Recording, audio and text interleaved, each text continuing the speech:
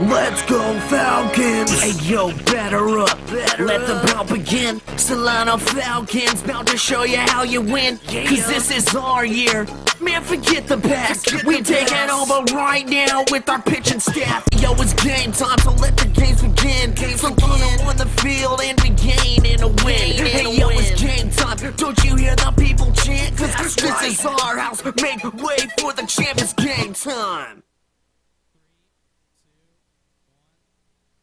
Welcome everybody, Chris Zavaglia along with Saul Balazzi and Stephen Babb here on the Solano College Sports Network, where your Falcons will take on the visiting Napa Valley Storm here at Billy and Louise Yarborough Stadium. Falcons took the first one of this 3-game set at Napa 15-4, led by Teddy Natter's pitching performance and Jared Denning's big day of 2 home runs and 7 RBIs. The Falcons winning 6 of the past 7 games, and everything seems to be clicking on all cylinders. So, oh yeah, definitely. And on the mound for the Falcons, we have John Yancey. He's coming in with a 4.68 ERA. However, in his past 4 starts, he's 4-0 with the 3.95 ERA, so a little bit better than the 4.68. And then speaking on the offense, they beat Napa on April 3rd, 15-4. And like you said, Jared Denning had 2 bombs that day, so I expect both pitching and offense to explode today. Yeah, we'll see if both sides of the ball can go ahead and keep things going. Now, Steven, Napa's struggling coming into this game 1-6 in conference play. What do the Storm need to do in order to quiet down the Falcons?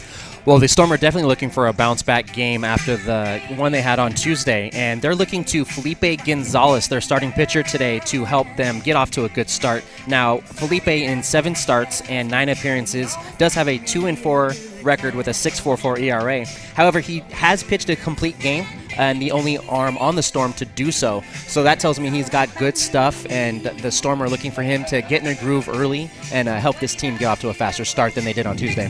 Yeah, we'll see if Gonzalez and the pitching staff can go ahead and keep the Falcons cool. And so, do you have the lineup for the visiting Storm? I sure do. Hitting leadoff, playing center field, we have Aaron Reardon. Playing right field, hitting second, Joey Cassis.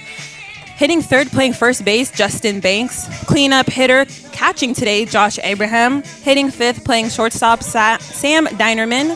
Hitting sixth, playing second base, Andrew Shaw. Hitting seventh, playing right field, Brooks Green. Hitting eighth, playing third base tonight, Trent Davis. And hitting ninth, we have Tyler Whitehead DHing today. And on the mound, like Steven said, is Felipe Gonzalez. Thank you, Soad. And now the lineup for your Solano Falcons. Aaron Corral, shortstop, Capistrano Valley Christian. Roberto Diaz, second base, Jesse Betta High School. Nathan Gutierrez, first base, the American Canyon High School. Jared Denning, catcher, American Canyon High School. Kyle Krebs, right field, Carson High School. Connor Caparelli, left field, Dixon High School. Justin Brown, DH, St. Joseph Notre Dame High School. Nick Dodson, third base, Justin Siena High School. Isaiah Barrett, center field, Armio High School. John Yancey, pitcher, Lincoln High School. Number 12. Welcome Aaron back. Reardon. As you see John Yancey up there on the mound, just finished up his warm-up pitches.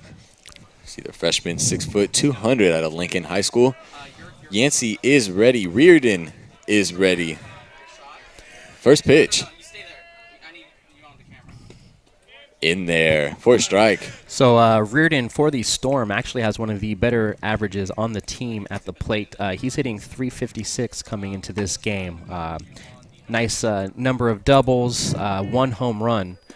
So a great leadoff hitter for the Storm stepping into the box. Yeah, also coming along with 11 stolen bags on the season. So definitely a stolen base threat if he does, in fact, get on. But down 0-2 quickly. See if Yancey can go ahead and finish him off. Fastball outside. Most likely a setup pitch here. Yeah, and I definitely want to emphasize the fact that John Yancey is a freshman. So, like it's mentioned earlier, he's 4-0 in his last 4 starts with a 3.95 ERA. So that's pretty good, especially for a freshman. Definitely being so. And nice diving stop by Gutierrez. Let's see if he can finish the play. Stepping on back from Yancey. He's out of there. Nice play. Yeah, great play by Gutierrez there to really sell out on that and get the glove on the ball. I thought that was in the gap for sure. Next up to bat, Number 26, Nice. Joey. See there on Cassis. the replay, laid out. And nice job from Yancey, able to keep his lane. And nice way to finish off that play. Yeah, great route to first by Yancey. So that'll bring up Cassis. Takes a first pitch strike. Yeah, and I'm not sure if we had a right-handed first baseman that maybe they would have got if he would have got the glove on it like Gutierrez did, because he has the advantage of being left-handed and just sticking the glove out. Yeah, Joey. Ground ball right back. Oh, excuse me. Chopper to Corral, and Cassis easily beats that one out for an infield base hit. Yeah, it looked like he tried to put some glove on it, but it just went right on top of Up him. to bat, number 30. Thought that might have been Justin a play for Banks. Yancey, but just got out of the reach over the glove of him. Look like Cassis is setting the table nicely for Justin Banks, who's stepping into the box, hitting 364, which is the best average for the Storm this season. First pitch to Banks is a foul back into the netting. Cassis 9 stolen bags on the year, so a threat over there at first. Yancey might want to pay attention to him.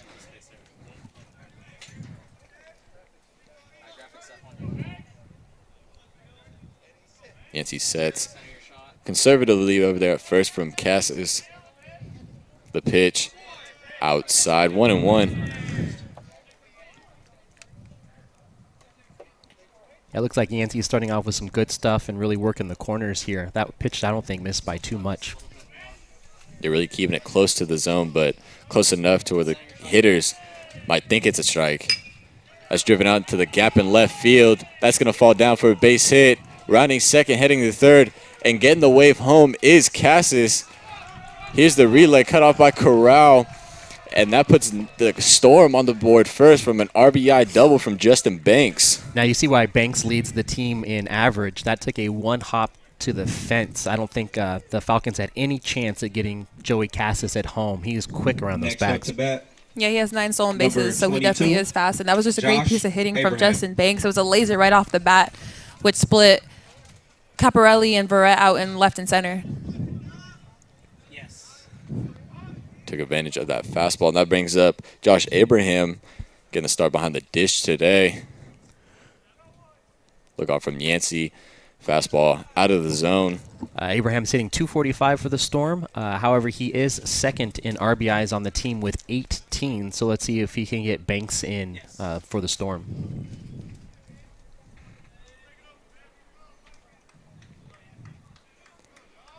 Well, that's a really good 3-4 combo right there for you. Justin Banks and now Josh Abraham. That one misses out 2-0 now. I gotta say, I do like Abraham's number 22. However, these A's throwback uniforms are cool, but being a Giants fan, they're maybe not that cool. Oh, I love it. When I first came to the field and I saw that they were wearing the funky socks, and then they took off their warm-up jersey or jackets, and I saw that uniform, it was amazing. Yeah, I can't front. I do like the throwback. That fastball finally finds the zone. Brings it to 2-1 now. Yeah, I'm surprised. So with you being a Giants fan, I mean, the mustard yellow. Oh my you digging God, those? I love it. I'm a Giants fan, but I'm also an A's fan. Like I'll root for Bay both. Area? Yeah, I'm a Bay Area Okay. fan. If it's not the Dodgers or Yankees, I don't really care. The 2-1 curveball in there. Nice pitch from Yancey. Evens it up at 2 now. Yeah, great job for him to work it back his way. Starting off 2-0, now it's 2-2. Only one away here in the first inning. Nice job in pitching backwards right here to Abraham. Don't think he expected a 2-1 curveball.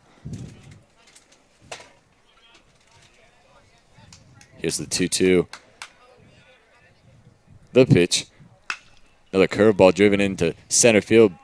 But right there is Verrett. Makes the play. 2 down.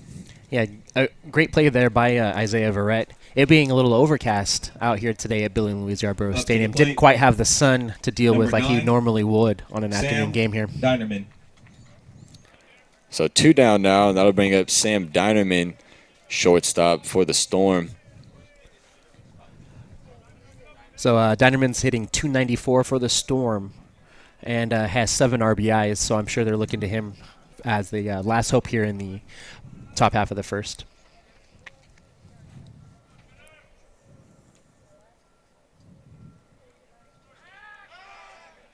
Move over to second, but no throw from Yancey as Banks gets his jersey dirty. I definitely don't think he's a stolen base attempt kind of guy. He only has 2 on the season so far.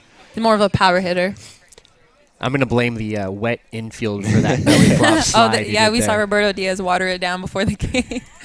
It's always good to get your jersey dirty, though. It means you're doing something.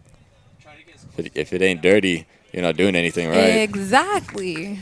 I'm gonna make a T-shirt out of that because that's just the facts. If it ain't dirty, it ain't right. Mm-hmm. Exactly. Did you even play? Is the real question. Yeah. My mom uses Tide.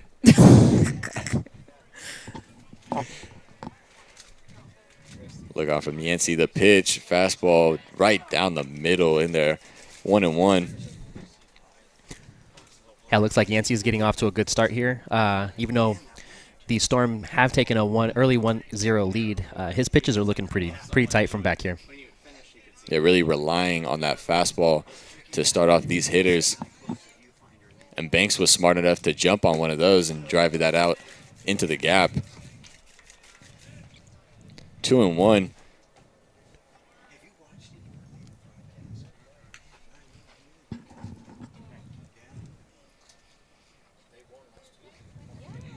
Donovan steps out, rethinking this one. Let's see if Yancey throws that 2-1 curveball here again. Keep Donovan maybe off balance out on his front foot. Here it is. Fastball. Ground ball to Corral.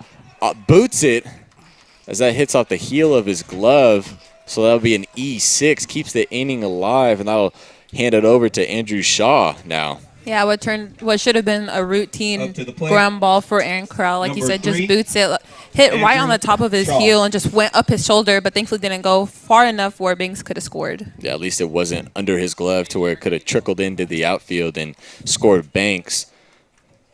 So Shaw is now up 250 on the season, going along with a few RBIs and 5. See if he can drive in Banks, make it a 2-0 game. First pitch to him is in there for a strike. I think right now there's 2 outs. Napa did score 1, so it is already 1-0. What Yancey has to do right now is just focus on Shaw and not worry about Banks at third. And just, like I said, just focus on the hitter and not try to do too much. Yancey gets a sign from Denning. Here's the 0-1. Curveball. Weakly hit. Third base side. Nice bare hand from Yancey. And a step off from the back of Gutierrez. Keeps the inning alive. That'll bring in a run, make it 2-0 Storm. Yeah, I almost wonder if it would have been better for Yancey to let Dodson pick up that, since his momentum was heading towards first rather than try to spin and back foot throw. As you see here on the replay, nice pitch. Able to catch Shaw reaching. A nice bare hand too, but just I don't know if Gutierrez thought that he didn't have enough time to make it back to the bag and caught it that way. But nonetheless, that'll bring home a run and keep the inning once again alive for the Storm, as Brooks Green is now up, takes a first pitch in there. Yeah, I feel like even if Yancey had let that go and had maybe Dodson got the ball, I feel like it would have been a tough play regardless. And it was just a great barehanded play by Yancey. It looked like he hesitated at first, but then saw where the ball was going to end up and just stuck his hand out. So it was a great effort by him.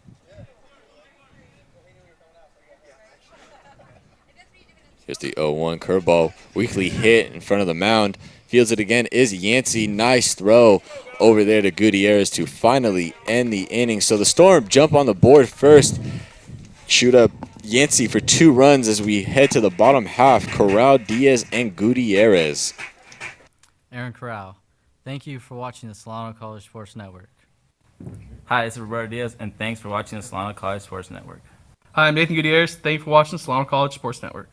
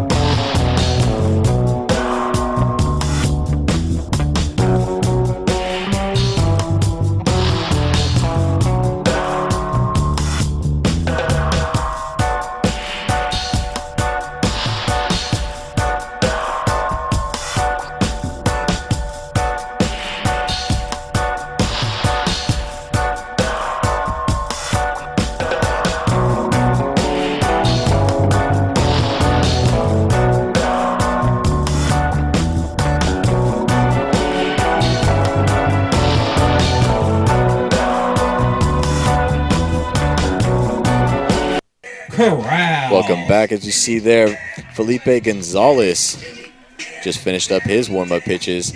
Aaron Corral is now in the box for your Falcons. We'll go ahead and lead it off.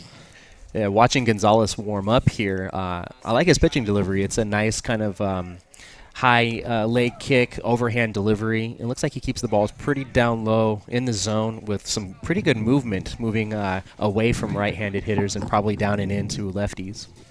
Yeah, and Corral stepping up to the plate. He's hitting .286 with 13 RBIs, and his on base is .427. So he's been going up the lineup. Been doing pretty good of late. They're starting to heat things up as he takes a first pitch fastball for a strike. Corral went 2 for 6 on Tuesday in that 15-4 win for the Falcons.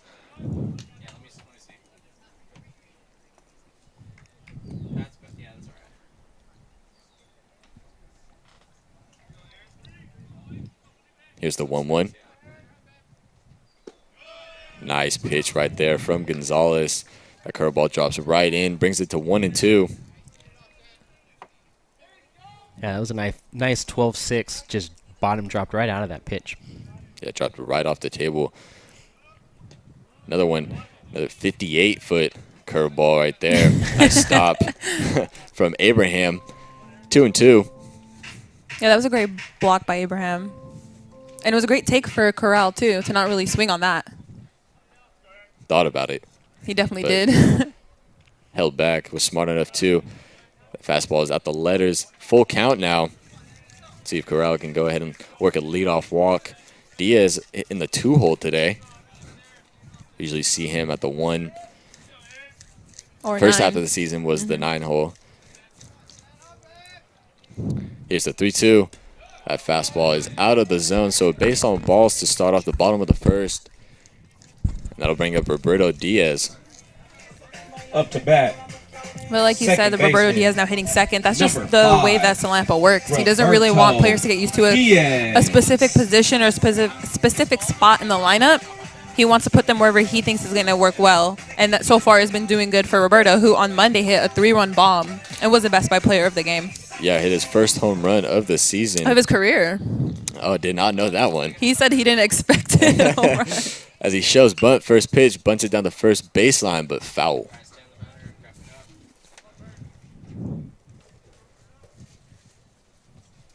Yeah, Diaz moving over to play second today, which puts Corral at short. It's a little bit of a new setup for the Falcons. Normally, Diaz is over at the shortstop position. Yeah, we usually see Diaz at short. Dotson usually plays, depending on who's playing, second or third. And Corral we usually see playing third. That's driven into right field. Bat goes green. That's high. That's far. That is gone. Roberto Diaz 2-run shot ties up this game. Just like that, he heard us talk about how he only has 1 in his career, and now he makes it 2. Wind is blowing out to right field. Don't say it's the wind. He definitely put his bat on that. No, he barreled that one up entirely. But nice shot right there from Diaz. Ties up this game. Back-to-back games with home runs. Have yourself a week, Roberto Diaz. First baseman, number 11, Nate Gutierrez. So that'll bring up the Bay Valley Conference home run leader in Nate Gutierrez with 5 on the season. His teammate trying to catch up to him. Yeah, he said he's not trying to do anything different with his swing. He doesn't really. That first pitch hits Gutierrez in the elbow. Yeah, right off the right elbow there. Hopefully that doesn't affect him going on in the game. That was. Look like it hurt. Next up to the It looked like it plate, hit right on the funny bone. Yeah. catcher, number 21, So that'll bring Jared up cleanup Denning. hitter. Jared Denning had himself a day, as we said in the introduction. 2 home runs, 7 RBIs. See another home run for these Falcons. Yeah, the Storm right now struggling to get an out here in the bottom half of the first. That first pitch is inside. Yeah, and on that Roberto Diaz home run swing, that just ties up the ball game 2-2, so it might as well be a 0-0 game. Yeah, we see Gonzalez to these lefties. A lot of inside fastballs. That one misses again, and it's kind of shocking after Diaz was able to rope that for a home run. It goes first pitch to Gutierrez inside, hits him, and first pitch to Denning inside.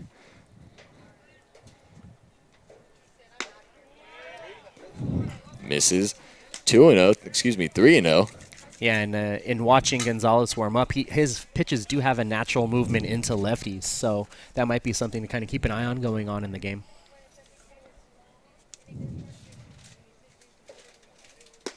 The 3-0 fastball is in there for a strike. Yeah. Hitters count now for Denning. Coming into the season, Gonzalez has 4 hit by pitches, so he definitely attacks the inside corner.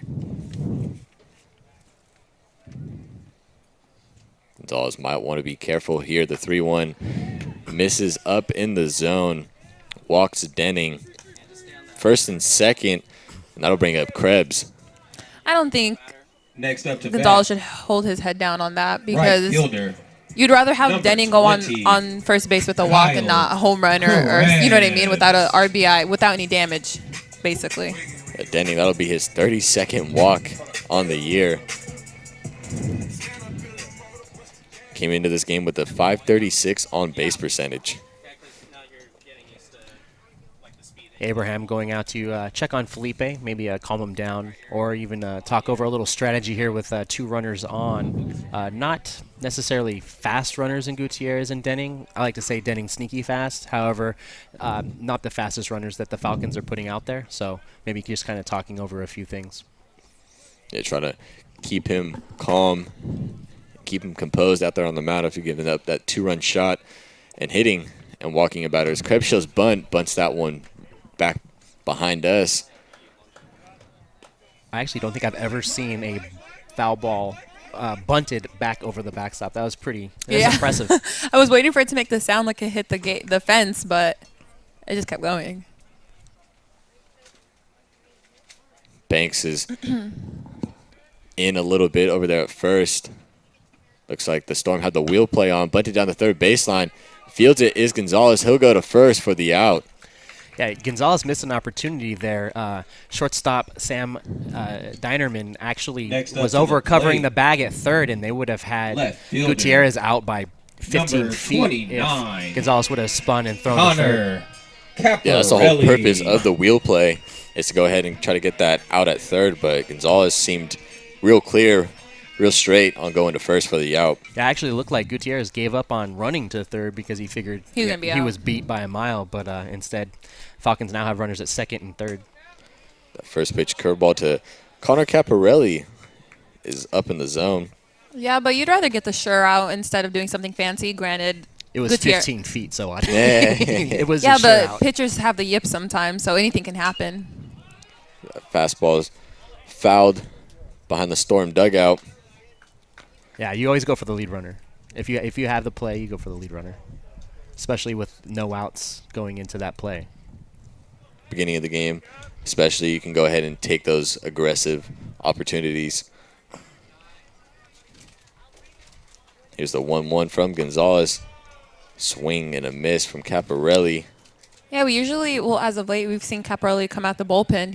He was mostly a relief pitcher, but now he's in the lineup and he's actually hitting .357. So, a pretty good player.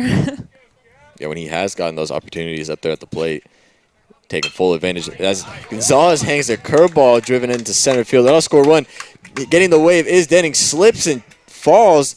Here's the throw from Banks, and that's off the glove of Davis at third.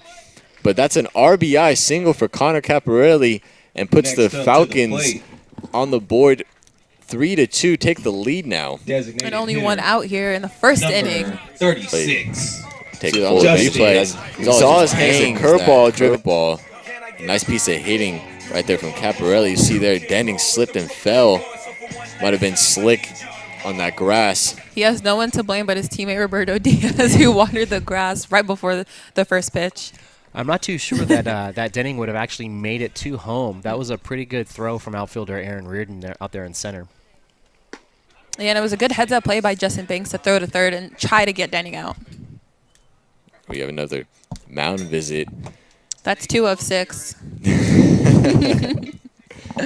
I'm just saying. See Abraham He's trying to calm down Gonzalez once again. Back to back. I mean, that's kind of one of those where you don't know if Gonzalez is up there on the mound just saying, leave me alone. You know, one is good enough for me. Oh, yeah, because some pitchers really don't like the meeting. Exactly. You're one of those guys, right? Yes, I was indeed. That fastball fouled out of play.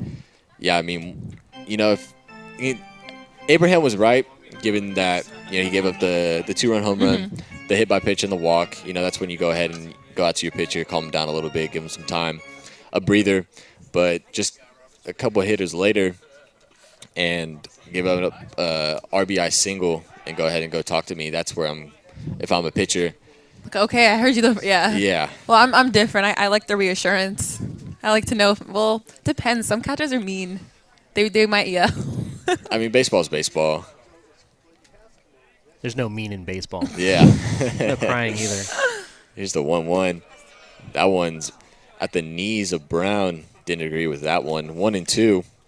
Yeah, that was a good pitch on the inside corner there by Gonzalez. Brown's got to protect here. Double play is in effect. Runners at the corners. Check on Caparelli at first. Yeah, Brown has 10 strikeouts thus far into the season, so he's looking to, like you said, protect here. Still only one out here in the bottom of the first. Falcons are off to a good start here. Jumping on Gonzalez. There goes Caparelli. Here's the throw from Abraham. And Caparelli is safe. Gets around the tag. Nice hook slide from Caparelli. That was a strong throw by Josh Abraham behind the dish. I actually thought he might have been out on that, but a good piece of sliding by Caparelli. Yeah, I don't know if you guys saw, but Abraham looked like he almost double clutched it a little bit. So kind of hesitant to see if Denning might have took off when Abraham jumped up. But nonetheless, Caparelli gets a stolen base. That'll be his second on the year. Now a 2 RBI opportunity for Brown. That curveball's above his head. Yeah, and now it's a full count instead of a 1-2-0-2 situation. So definitely right here, look for Brown to at least just take the walk and keep the lineup moving for Dodson. Yeah, Reardon is shaded towards the right side of the second base bag. So maybe Napa knows a tendency from Brown as he swings and misses. 2 down. Yeah, it was a great and welcome strikeout pitch there by Felipe Gonzalez. Third baseman. Really went after Brown and tested him. Said, here it is, hit it. Yeah, Nick Dawson now stepping up to the plate, hitting .234 with 4 RBIs. Slugging a little over 200, on base .333. So just looking on, he's just looking to get on. The first pitch is in there, hits the outside part of the plate. The weather in Fairfield has just been crazy. Monday when Solano faced off against Contra Costa makeup game, it was beautiful, sunny, not a cloud in the sky. It was actually a little warm too, and then complete opposite today. Here's the 0-1. That one's in there for a strike. 0-2 is Dotson down quickly. He's got to protect here. Verrett is on deck.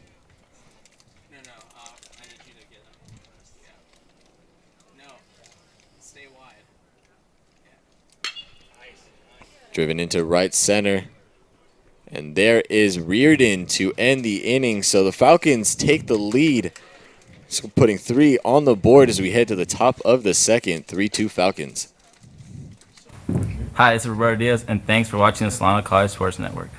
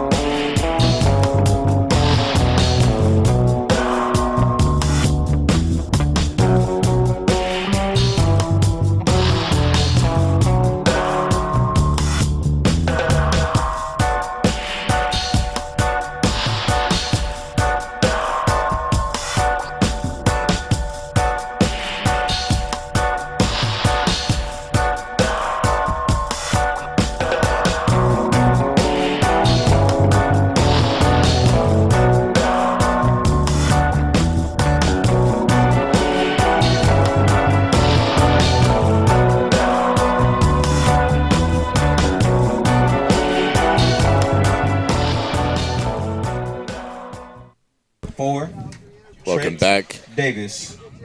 Here at the top of the second, Trent Davis will go ahead and lead us off.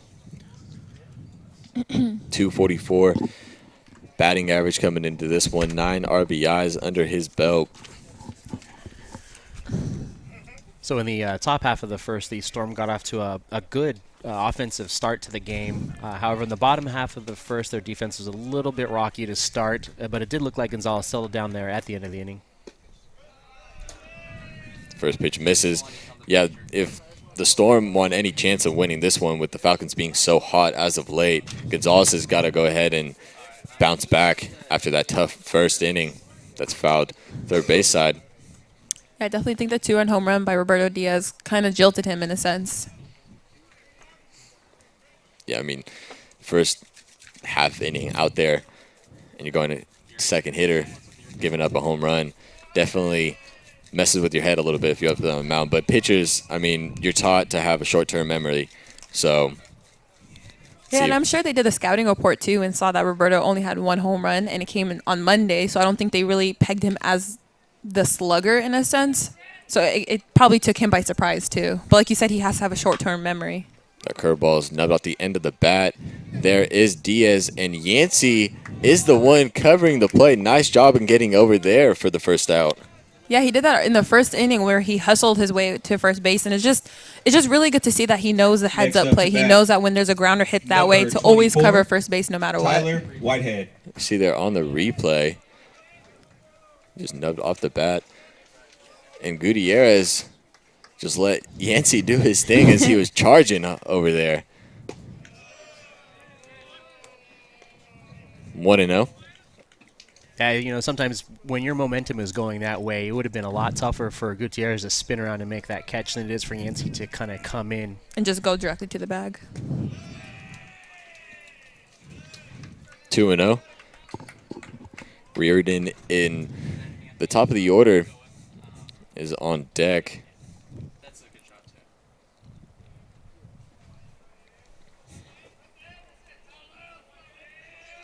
Here's the 2-0. 2-1.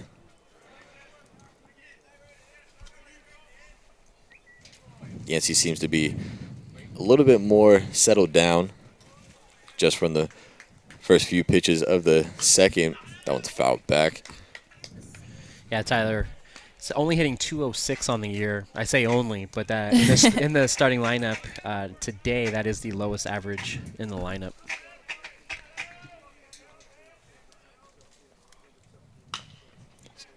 That one's grounded on over to Dalton right under his glove. So that'll be an E5. A great backup by Corral, though, to just be right where the ball was hit to him. Couldn't really gather himself quick enough to at least attempt a throw to first. Yeah, Dotson was trying to play the short hop, but 12, went right under his glove and came up and was looking for it, but wasn't there. Yeah, the wet infield, that ball just kind of died instead of hop like it normally would have. It was a little warmer and drier out there today. With the defensive lineup there on the left-hand side of the field with Dotson and Corral, it's not the usual fielding positions for these two guys. So, we're kind of keeping an eye on that for the rest of this game. We've already seen Corral bobble. Now we've seen Dotson misplay a hop. So, yeah, Diaz looks comfortable over there at second. I mean, you can put him anywhere in the infield. Oh, anywhere in the outfield, infield, pitching. I haven't seen him catch yet, though. Here's the 0-1. That one's fouled.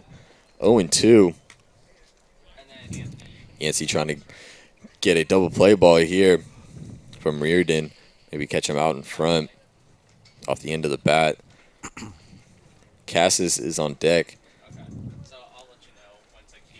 Reardon grounded out to Gutierrez his first time up. Check on Whitehead over there at first, back in time. As always, when there's a runner over on first, there's a huge gap on the right-hand side of the infield for Reardon. Another check on over. And even when there's no one on base, I don't know if you guys noticed this, but Diaz seems to be shading more towards up the middle rather than the 3-4 hole. So leaves a lot of real estate out there on the right side for the Storm hitters to get a nice, easy hit. And Reardon is a hitter in the box. Fouled right in front of us into the netting, and Sohad, once again, getting scared. It's about 17 flinches. Here we are in the top half of the second inning. Can you guys please let me live? Over under set at 24 flinches on the day. If they would stop hitting it my way, I wouldn't flinch. I get so caught up in watching sometimes that I forget like that there's something in front of me. The baseball's on the field. Chris, I haven't done a game with you in a while. Okay, can you please be nice to me? Gonzalez checks over it first. It's all love, Sohad. It's all love. I'm trying to catch it. Sohad's trying to dodge it. And Chris is trying to watch the game. Here's the 0-2. Outside. See what Yancey throws here. That's a great 0-2 pitch by Yancey. Outside, maybe catch Reardon chasing. And now with that fastball, maybe we can go in here with a curveball, the back foot, maybe even back inside with the fastball. Here it is. And that's driven out into right field for a base hit. So nice piece of hitting from Reardon, down 1-2. Able to get a nice pitch he likes and get a hit. First and second, one down with Cassis up now. Yeah, and he hit it exactly where you said Roberto wasn't shading. Joey. Granted, there was Cassis. a runner on first base, so he has to play that double play depth. But even then, I expect Diaz to go ahead and play more towards up the middle. And Cassis singled his last time up. That was an infield single.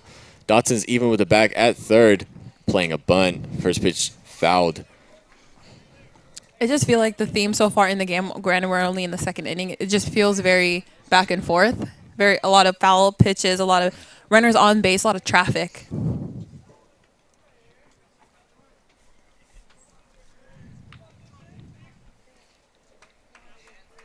Set from Yancey. Checks on Whitehead, the pitch. Curveball doesn't quite make its way back in, 1-1.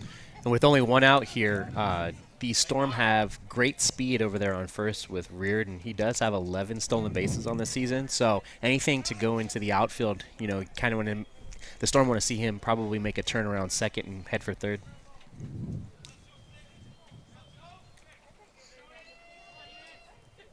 Yeah, Whitehead seems to be on his toes too.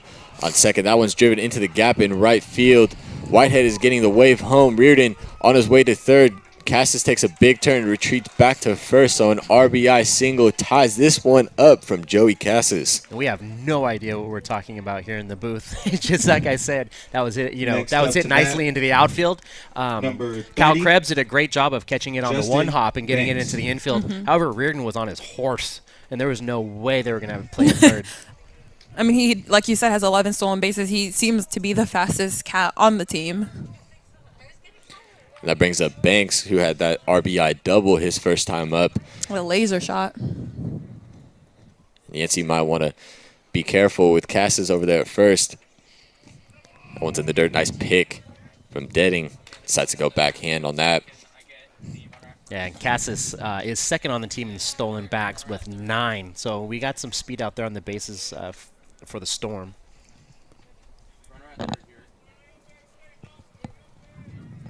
Yancey looking for a ground ball, get himself out of the inning. There goes Cassis, ground ball up the middle, off the glove of Yancey. Does not hit Cassis as Diaz throws over to Gutierrez for the out. So a fielder's choice, but a run does score, puts the Storm with the lead, 4-3. That's a tough play there for Yancey. You know, right back up the middle. It's kind of a high hopper there. He did his best to try to pull it in, but you wonder if his glove slowed it down to where Diaz at second had no chance at a double play. Josh Abraham. Yeah, that could have been a double play. Might have been, but always the woulda, coulda, shoulda. Yeah, yeah. You want to try to make a play any way you can. And that's a pitcher's instincts. I mean, ideally, you don't want him to reach out and hit off his glove because of that possibility, taking away the double play. But that's just a pitcher's instinct up there on the mound to go ahead and protect himself. Yeah, absolutely. Like Bumgarner said, he's like in those couple seconds, split seconds of a reaction time, you just do what's natural. And for a pitcher, that's to throw your glove up.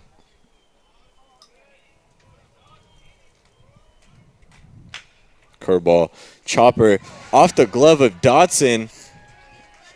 And Corral, nice backup there. Keeps it from going on into left field to keep Cassis from scoring. Yeah, I can't emphasize enough the great backup by Aaron Corral, because had that ball gone out, I'm almost 100% sure Cassis would have scored on that. So instead of having a 2-run deficit, still 1 run, there's 2 outs. So John Yancey right now needs to just buckle down in a sense and just focus on Dinerman.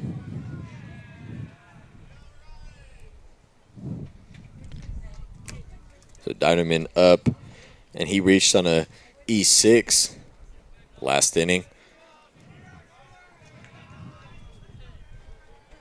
Yancey sets the pitch in the dirt. Yancey started off the inning good, was able to get Davis for a ground out, and then had that E5 from Whitehead, and he ended up coming around to score. Fastball over the bat. No. Alrighty. I saw a point from the home plate umpire. So that is on me. I apologize, ladies and gentlemen. Don't do that again, Chris. Sorry, Saw. No, it confused me too. I don't know if you guys saw that too, that but was close. I mean, I saw this. I saw like a dinosaur arm from the short for the home plate umpire. And you can't quite tell there. It looked like it went over the bag. It did. Like I said, I mean, the home plate umpire wasn't really clear. So 1-1 the count. Cass is hopping over there at third. Ground ball to Corral. Goes the easy way to Diaz to end the inning. So the Storm take back the lead from an RBI single from Joey Cassis as we'll head to the bottom half of the second. 4-3 Storm.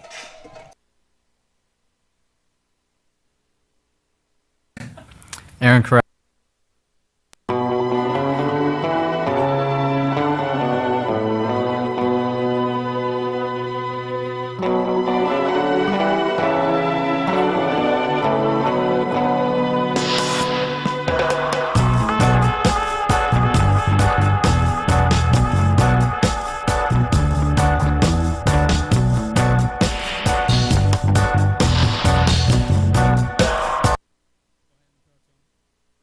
Welcome back, and we have a sideline report with Andy Chase and Tyron Salampa. Thanks, guys. I'm here with Coach Tyron. Coach, Solano has won 6 of their last 7 games. What do you attribute that to? You know, we're starting to figure some things out with our approaches at the plate. We're stringing a lot of runs together. When you go 22 runs followed by 15 runs, that's going to win you a lot of games. You know, guys are starting to perform about how we expected them to, and I think that's why some of these wins are starting to come. So, a lot of good things to come here in the conference season. And what are you looking for specifically out of your guys today? You know, we just want to come and compete and give our guys a chance right there from start to finish. Thanks, Coach. Now back to you guys in the booth. First up to Thank you, Andy. See there, Gonzalez ready for the bottom 3 of the second with Barrett leading it off. This has been a great game so far. Both teams on offense really showing out here in the early part of this game. Yeah, this keeps it up. It's going to be a long, high-scoring game. Here's the first pitch to Verrett in the dirt.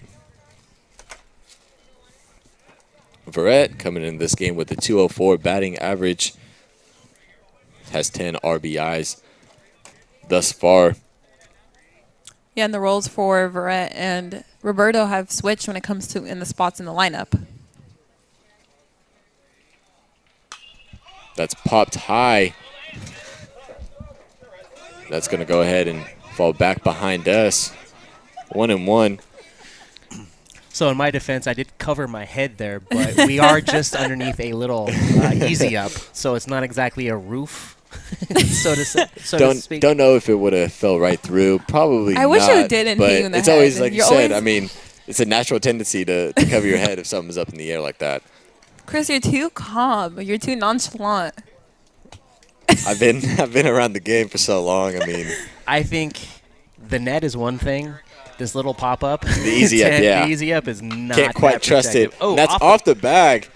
At third, in comes Cassis. A big turn from Verrett.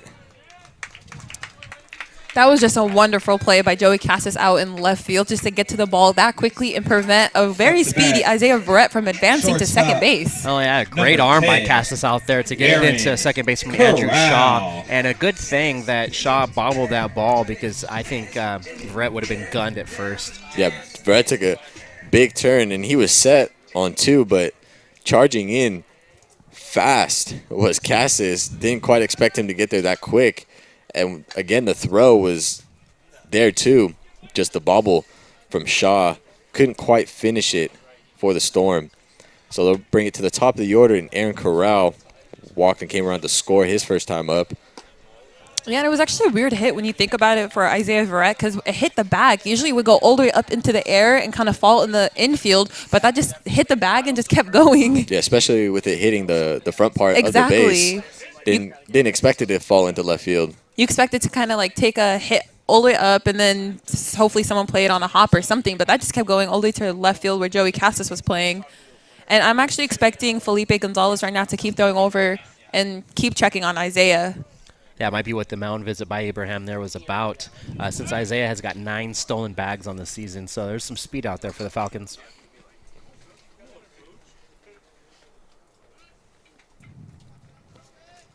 Gonzalez sets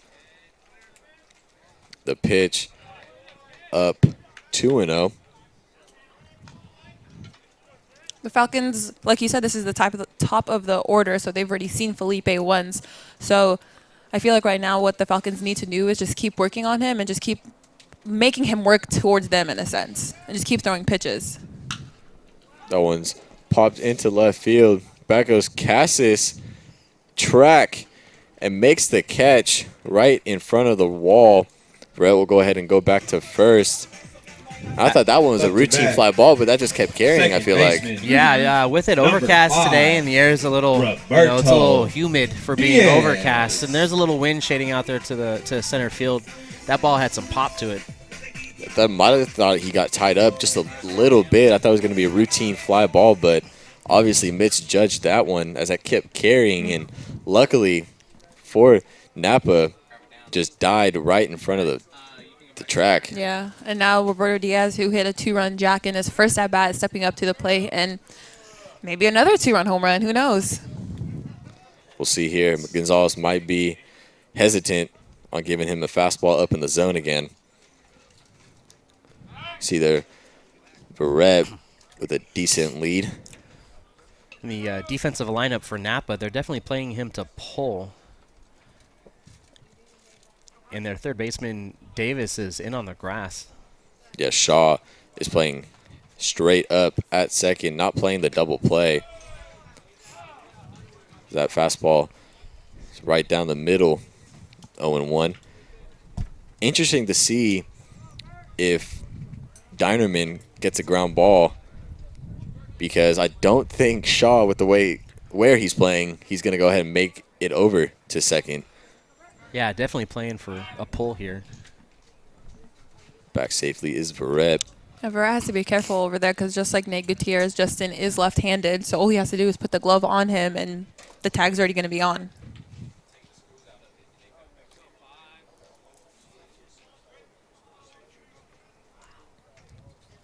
Here's the 0-1. There goes Verrett. Swung on and fouled over the Falcon dugout. Verrett got a decent jump over there at first. Might have been a hit and run. 0-2.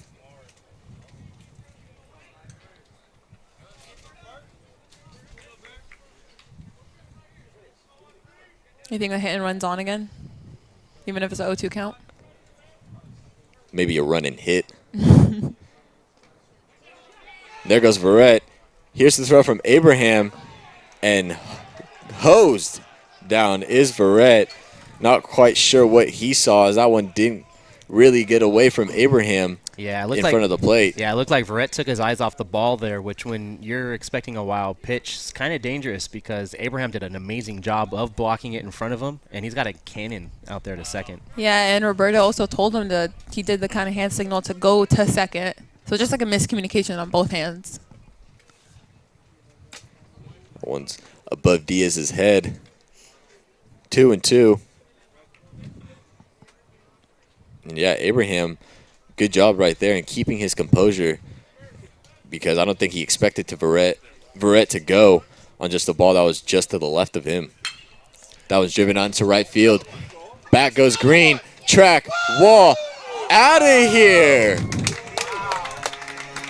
A solo home run, second of the day for Roberto Diaz, as that'll tie this one up again, 4-4. Yeah, I knew from my vantage point, I knew that was fair, but I didn't quite think that had enough on it to get out. But my goodness. I'm not saying I helped him because I called it, but I helped him because I called it. So you're welcome, Roberto Diaz.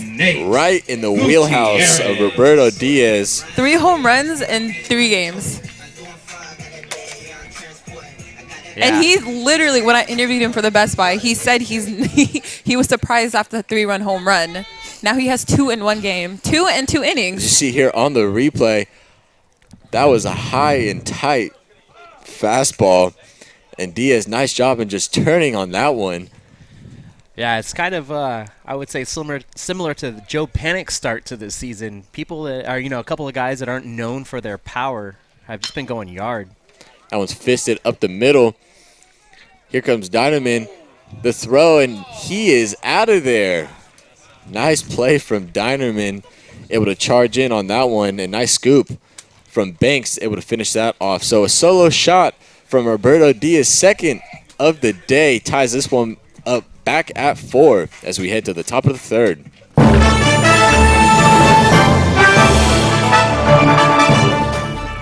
Welcome to the Sports Update on the Solano College Sports Network. I'm Stephen Babb. As Major League Baseball starts the 2018 season, teams are optimistic with playoff hopes and World Series aspirations. The 2 local teams and their fans can add one more thing to their list of goals. During the traditional last spring training warm-up between the San Francisco Giants and the Oakland Athletics, the 2 organizations, along with NBC Sports, announced a new trophy called the Bridge, which will go to the winner of the regular season series between the 2 clubs. The Giants and A's will play 2 3-game sets, one before the All-Star break and again right after to start the second half of the season. The idea of the Bridge Trophy came from NBC Sports insider Brody Brazil. The trophy will be made out of reclaimed steel from the old eastern span of the Bay Bridge that connected San Francisco and Oakland. So with playoffs, pennants, and the World Series trophy, the San Francisco Giants and Oakland A's will have something else to play for this season, the Bridge Trophy and the Battle of the Bay bragging rights. That will do it for this sports update. For the Solano College Sports Network, I'm Stephen Babb. Welcome back. See there, Yancey getting ready. Andrew Shaw leading off the top of the 3rd. Reached on an E1. His last time up, that first pitch is fouled back. And to end the last half of the 2nd inning, I kind of see why Shaw plays that deep second base position, because Dynerman can cover some ground up in that middle part of the infield. I mean, he made that last play on the second base side of the bag. And that was fisted. I mean, that was a slow ground ball. And I thought Gutierrez might have had a chance to beat that one out. But storming his way over was Dynerman. Lightning speed. Went ahead and made a good play all around right there.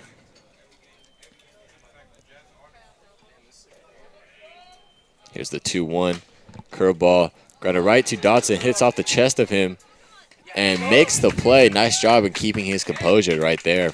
Yeah, that didn't feel good as a hit right on his chest. But like you said, great composure for him to keep the ball in front of him and just throw to Gutierrez and get the out.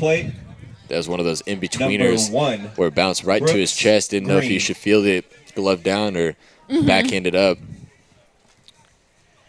That corner is definitely proving to be hot for Dotson today. That's grounded right in front of the plate. In fair territory. Nice job from Denning in fielding that. 2 down. You see there, Green thought it was a foul ball. Didn't think anything of it. He didn't hustle down the line or anything. I see where he's coming from, though. You see the ball hit right in front of you, assume it's going to be foul, but yeah, you can't really assume in this game. Denning did a good job of being aggressive because taking it out of the air, because if he would have let it go, you never know, probably would have dribbled foul. So 2 quick outs as that slider is in there for a strike. Yancey looking for his first 1-2-3 inning. See if he can get it here. That one's fouled. The first 1-2-3 for either pitcher today. Offenses have been on fire. We expected that from the Falcons, but the Storm keeping up with Solano. That one's driven out into left center. There goes Verrett, but falling down for a base hit, taking the turn and heading to second is Davis for a 2-out double. Yeah, great job by Verrett to catch that on a 1 hop and not let it get past him and hit the fence. And a good throw in, but no chance at a play at second. 24, Yeah, Napa's definitely storming back Whitehead. right now. But it's trying to become a pun master like I am. Don't say Brian is, because I am. Brian Nelson, Brian our producer Nelson. today. Shout out Brian Nelson, the producer. He is not the pun master. That fastball is caught by Diaz to end the inning. So the the Storm strand 1, no runs, 1 hit, no errors, 1 left on base as we head to the bottom of the 3rd. My name is Jared Denning. Thank you for watching the Solano College Sports Network. Hey fellas, this is Kyle Krebs, and thank you for watching the Solano College Sports Network. My name is Connor Caparelli. Thanks for watching the Solano College Sports Network.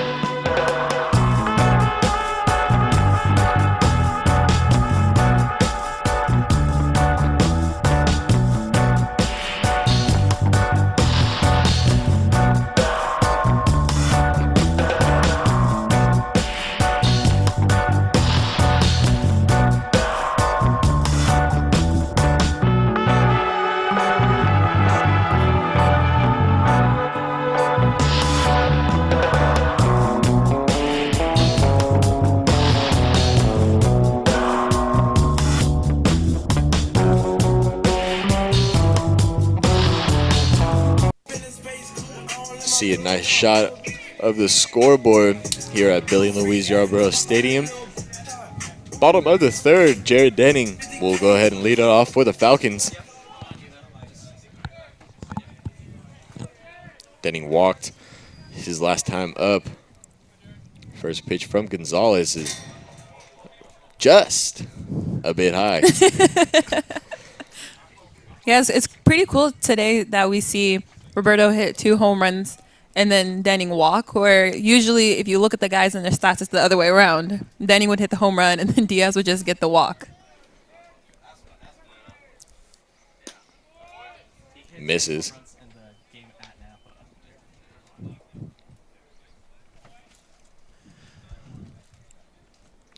And both can do just that with the home runs and the walks. Denning just misses that fastball. Denning with 4 on the season. Diaz now with 3. And Denning with 32 walks now. And Diaz with 26. There's definitely competition right now. On base machines right there. Gutierrez has 5 home runs. That one's off the fist of Denning. 2-2. Yeah, Gutierrez has 5 home runs with just 12 walks, so I think he's focused on the home runs right now in terms of competition. Gutierrez's batting average has skyrocketed the past few weeks, as that's now 330. That's a weak ground ball to Shaw for the first out. Yeah, it's plenty of time left in this game for both of them to walk in, hit more home runs. Up to bat. Yeah, we'll see. Right fielder. Definitely seems like we're on pace for a 20, high-scoring game. Kyle. Oh, I hate the term on pace. After Stanton hit the 2 home runs, I forgot who said it. He was on pace to hit like 67 because of the 2 home runs. I just hate that phrase. It's like when Bochy said that Panic was on pace for 60. Oh, yeah, but he was joking. You do not know that, Sawad Balazi.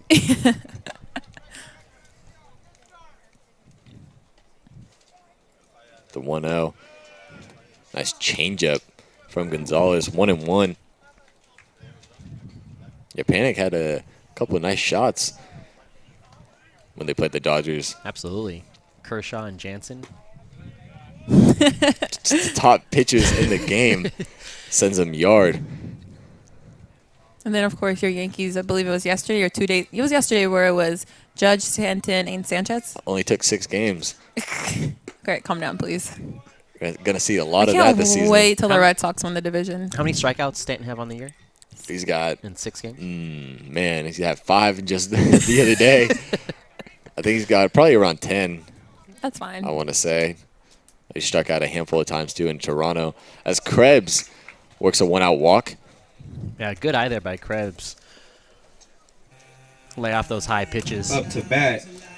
Gonzalez, Left we've seen fielder. a lot today, really leaving the Number ball up in the zone. 29. And it's really Connor hurt him as Diaz is Caparelli. able to get a couple of home runs Yeah, off of those. It's a big contrast from his warm-ups because he's got some, good stuff down and low in the zone. So you kind of wonder if nerves are maybe getting to him a little bit here. Maybe steering him away from his game plan that he had. That's a chopper foul. Yeah, and it looked like Abraham was going to go out to Gonzalez and do another mound visit, but he stopped right in front of home plate and just gave him some hand signals or whatever. But that would have been like, what, the 7th mound visit? If what feels like. Yeah, he might have just been giving some signals to the infield and helping direct defense too. But if you look at Gonzalez's pitching motion, it looks like his stride might be going a little long and causing the ball to float up in the zone. That one, once again, is at the belt, fouled. And Caparelli, his last time up, Gonzalez let the hanging curveball and drove that out into right center for a hit. Yeah, with that long stride from Gonzalez, it really, you almost, but that's just based on his pitching, really winding everything back, and you don't know if that arm's coming in late in order to keep that arm slot, releasing the ball higher because of that long stride. Yeah, it's something to definitely keep an eye on here. In the dirt, nice block from Abraham. And that was just looked like an overhand fastball, so maybe he's trying to compensate for that longer stride and aim it rather than pitch it. So far in the game, I've been really impressed with Abraham's defense and not letting balls get past him. And when they do get past him, that he's quick enough and he knows the surroundings well enough that he knows where the ball is. It's a 1-2 at the chin. That's some chin Caparelli. music. So that's tall chin music because Caparelli's pretty tall. And now with the righty up there at the plate, Dinerman is now hugging the hole, and Shaw is playing right, just to the right of second base. So interesting defensive adjustments from the Storm. That one's fouled just off the glove of Abraham. Haven't seen that from a college team, at least. The overshift? Ever. Well, yeah, not really an overshift. It's more of a batter, like a batter's, what side of the plate they're on. Batter side pull, Batter exactly. side pull, yeah. Just something that the Storm may pick up on is Caparelli misses on that curveball, catches him reaching 2 down. Yeah, I got to say the Storm's defense has been playing to bat. pretty legit Designated so hitter. far in this early game. Number 36. Yeah, a lot of shifting. I mean, the Justin outfield, Brown. we've seen Reardon shift more to the right or left. We've seen Cassis and Green maybe shift a little bit, but playing deep as well. Yeah, definitely playing deeper than what previous teams have played here at Billy and Louise Yarborough.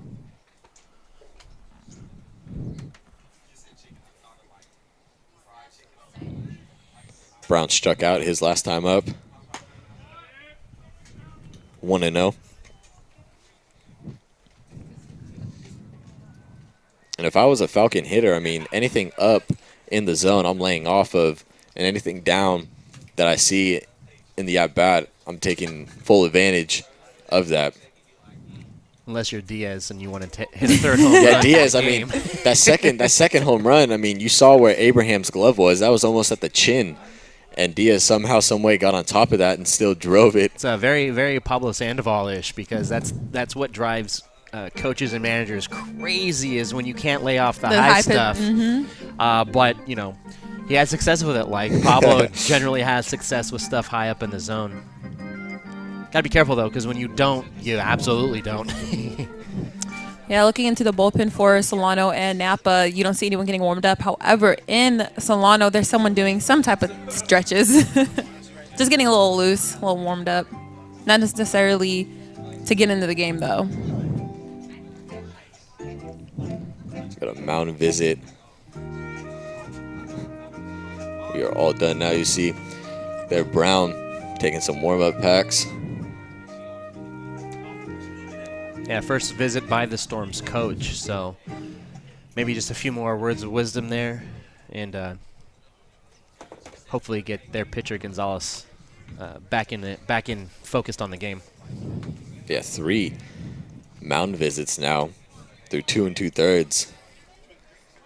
Over 6. So that first pitch is in there. Don't know what his head coach and Dan Parker might have said to him, but obviously that one worked out well. Coming back with a fastball right down the middle. There you have a look of Kyle Krebs, who has to jog all the way back to first. Justin Bakes keeping an eye on him.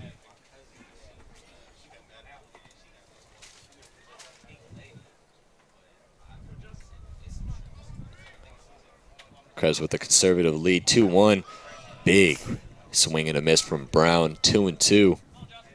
That's what you call a healthy rip right there. He's trying to go opposite field with that swing.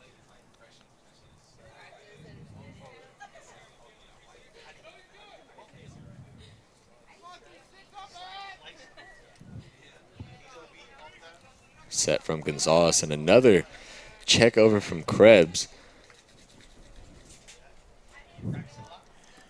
Not quite sure why Gonzalez is checking so much on Krebs. I mean, not saying that Krebs isn't a stolen base threat, but he's not a stolen base threat. Not so much. Yeah. Exactly. Yeah, you almost wonder if it's actually kind of helping him just kind of refocus and restructure. You know, buy him a little time. Yeah, and kind of change up his rhythm a little bit. He did seem to be kind of speeding things up on the mound, so maybe just to kind of take a breather in between pitches. Yeah, because Krebs is like 4 feet off the bat. Yeah, not a big lead at all at first, but he will go ahead and go now as it's a 3-2 count with 2 outs. Yeah, you know, sometimes when you're out there on the mound, it's a lonely place, so anything you can do to kind of try to help get yourself back. As Brown is able to lay off that high fastball to extend the inning, runs at first and second with Nick Dodson at the plate. Yeah, that was a 4. That's a pretty good take. Nick by Brown there. I mean, I don't think that was too high to where I don't think it may have been called a strike in other games. That's one of the dangers, too, as a pitcher, when you're up in the zone a lot and the umpire's getting used to calling them balls, that even if it is on the edge of the zone, still might not get the call. The first pitch to Dotson is once again up. Here's a little fun fact that Kariki Mack actually told me. She's obviously friends with, you know, the players on Solano. Nick Dodson wears the sunglasses, and they call him Specs. And someone else from the Sandlot, I forget who, I haven't seen the movie in a minute, but he actually changed his walk-up song to the song that you heard right now that's also in the Sandlot. Squints, there you go, Squints.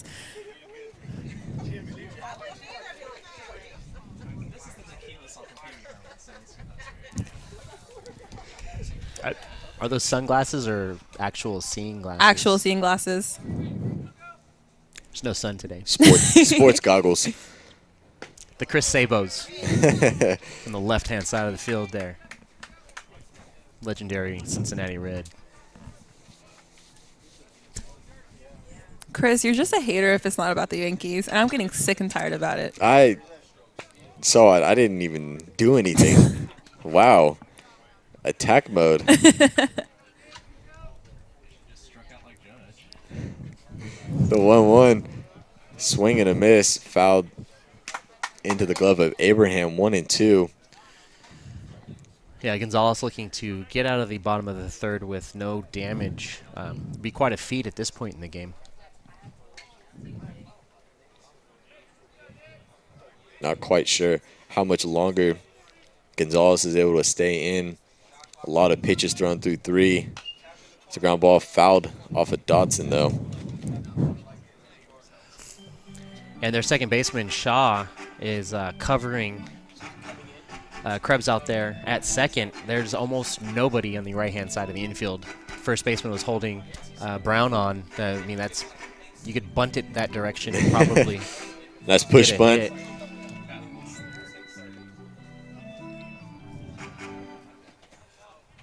Yeah, that right side is wide open.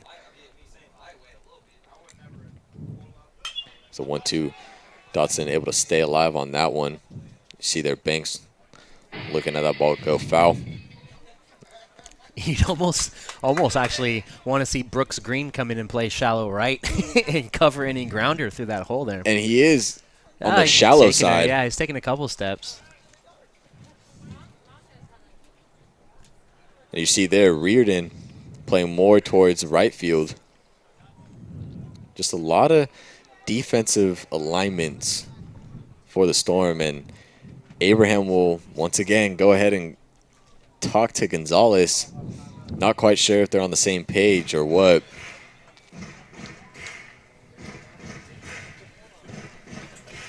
I think right now with this 1-2 count to Dotson that, you know, forget the runners, forget everything, forget anything you hear, just kind of focus in on Dotson. Yeah, especially because there's 2 outs right now. So what you have to do is just focus on the hitter.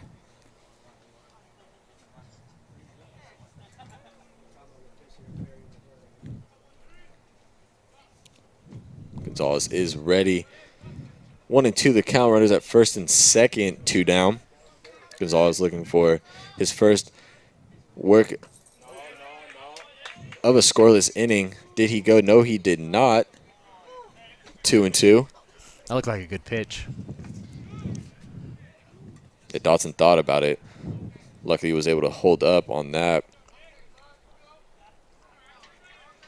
Now you got yourself in a tough situation here. If you're Gonzalez 2-2, you don't want to get it 3-2. Start the runners. So this is a big pitch in for here. Dotson calling time. I think he's kind of thinking the same thing, kind of readjust. It is indeed what Chris loves to say, a deuces wild situation right now. It Which, is. by the way, I learned. So you're welcome. Yeah, look at the dugout. Everyone's going to go ahead and do something. They're rubbing the bill. Here's the 2-2. That high fastball misses up. And just like you said, Steven, Gonzalez did not get that call because he's been living up there. Yeah, because that was similar to an earlier pitch where I don't think it's really missing by much. However, being up in the zone all day, it's going to be tough to get that call. So runners will go ahead and get a head start. 3-2 the count. Dotson looking to drive in Krebs to get the Falcons the lead as Gonzalez makes a move to second. And once again, the defense out there for the Storm has shifted again. So it looks like Shaw is now playing back on the grass and not hugging second, and Dinerman at short's now covering second. Gonzalez is set. The 3-2 misses. The bases are loaded, and that will bring up number 9 hitter, Isaiah Verrett. Yeah, this is definitely a good Up to the RBI plate. opportunity here for Verrett. Center fielder, number 3, Isaiah Verrett. Yeah, Verrett coming out of the 9-hole. I mean, we saw him at least the first part of the season at that leadoff spot. But as a 9-hitter, 10 RBIs isn't too bad at all. No, absolutely. And if he can just show a little plate discipline and lay off the high stuff, he may even get a walking RBI. Yeah, we've seen a lot of pitches. Gonzalez yet to make that adjustment on getting the ball down in the zone as he'll go out of the windup here. 2 down. Bases are loaded. First pitch misses. Krebs at third, Brown at second, Dotson at first. Defense is straight up besides Shaw, who's playing more towards up the middle for the Storm. The 1-0. Misses 2-0. You kind of wonder, interesting strategy by Gonzalez here to choose to go out of the windup instead of the stretch. You know, maybe something a little bit more comfortable or more familiar. Yeah, I was going to say more comfortable, but 2-0 the count. Yeah. Can't really tell the difference yet. The 2-0, that one finds the zone 2-1. Yeah, the wind definitely picked up in this inning.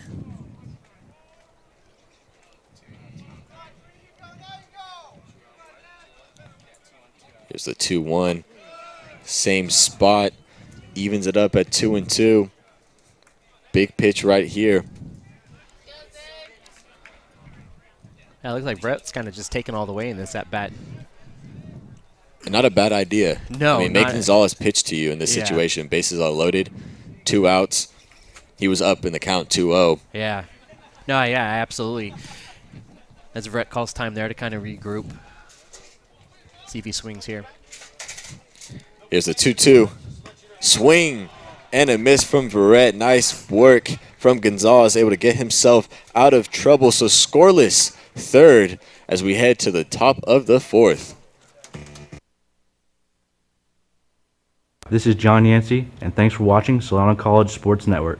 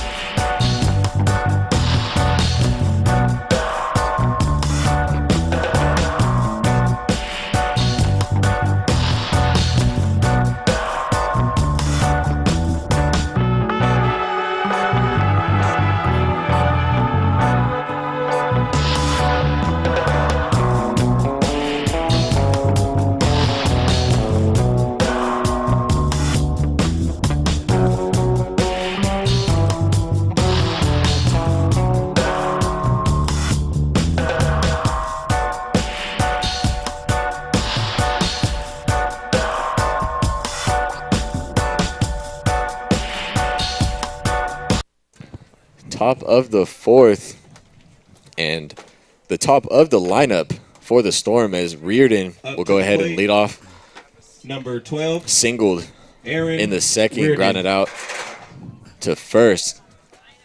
Yeah. 1 for 2 on the day. All tied up here at 4. So let's see what the Storm can get going here. Maybe their offense can wake back up here a little bit. The third inning was the first blanked inning for either pitcher, and a great job by Gonzalez getting out of that bases loaded 2-out situation. That first pitch to Reardon is in there for a strike from Yancey. Yeah, both pitchers showed a really good job of it being able to stay in the zone and have a nice bounce back inning in the third, keep it where it's at.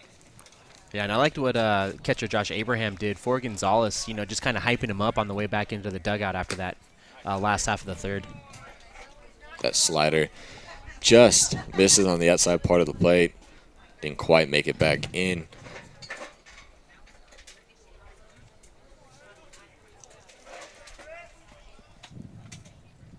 Here's the 1-1. That pitch is up, 2-1.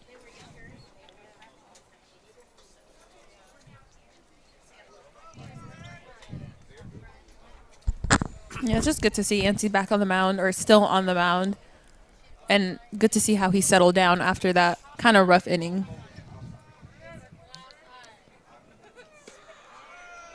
That fastball misses. 3-1. Now Reardon's in the driver's seat. Can look for his pitch. You think he has a green light? Without a doubt, 3-1. I mean, we'll see what Yancey throws here. Fastball, and just the pitch Reardon wanted, but just misses that one. Brings it to a full count now. Dotson even with the bag at third. Gutierrez hugging the line at first.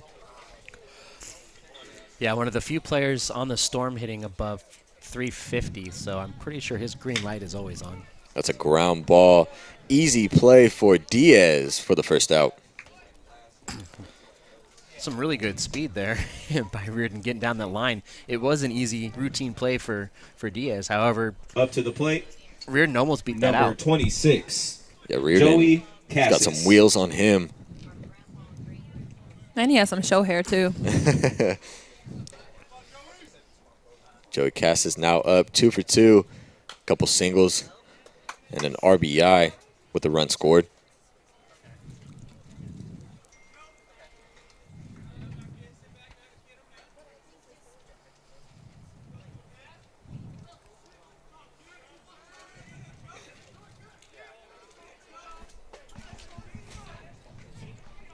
It's the 0-1.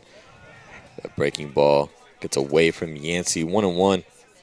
This is the part of the lineup that you kind of just have to be careful with. You know, Reardon, of course, who we got the out for that, or they got the out, excuse me.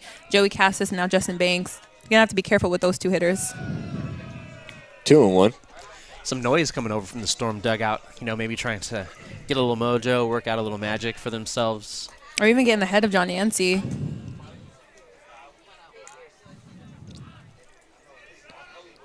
2-1. Ground ball. And off the glove of Dotson.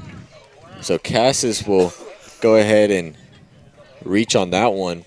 You have a glove in your car, Chris? I think Dotson might be able to borrow it out there on that hot corner. Yeah. He's just not Number having 30, a good defensive day per se at third. Yeah, but like we've said, it's a hot corner. That's what it.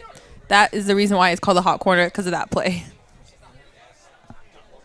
So that'll go down as an E5 on Dotson.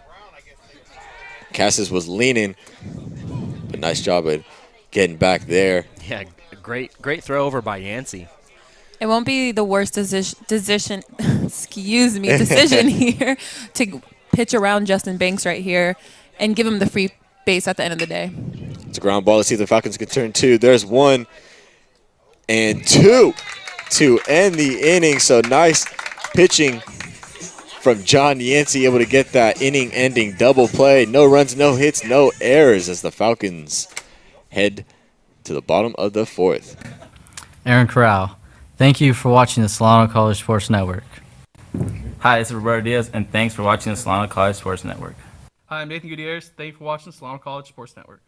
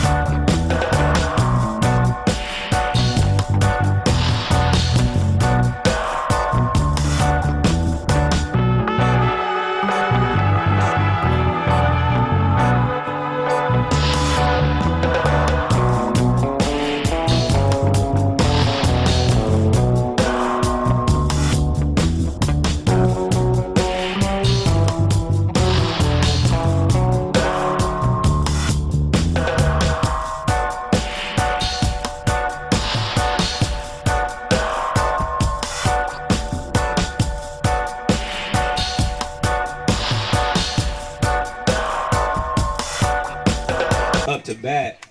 Gonzalez still Shortstop, out there on the mound. Number 10. For the Storm, as we have Aaron the top of the order for the Corral. Falcons. Aaron Corral will lead off the bottom of the 4th. Yeah, after being able to get out of the trouble in the last inning, you know, maybe they're going to stick with Gonzalez and see how he does here in the bottom of the 4th. A nice job. Able to work himself out of big trouble as the Falcons had a bases loaded opportunity and unable to execute on that. That first pitch is fouled.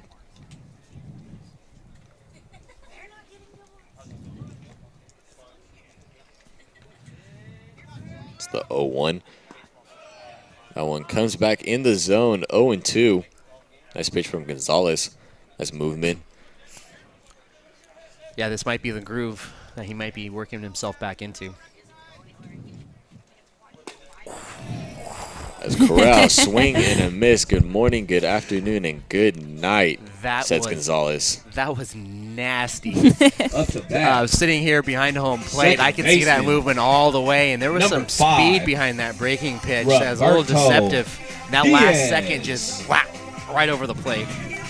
Nice, tight, sharp break. You see Diaz's last home run. Just tomahawked that one at the top of the zone. No big deal. 2 for 2, 2-run home run, solo home run, 3 RBIs. Just a casual day. That fastball hits the outside part of the plate, and I think Gonzalez and Abraham both agree on keeping the ball up and in from Diaz. The 0-1. I would just keep it low and away. Because even that up and in, he can turn on and put some barrel on it.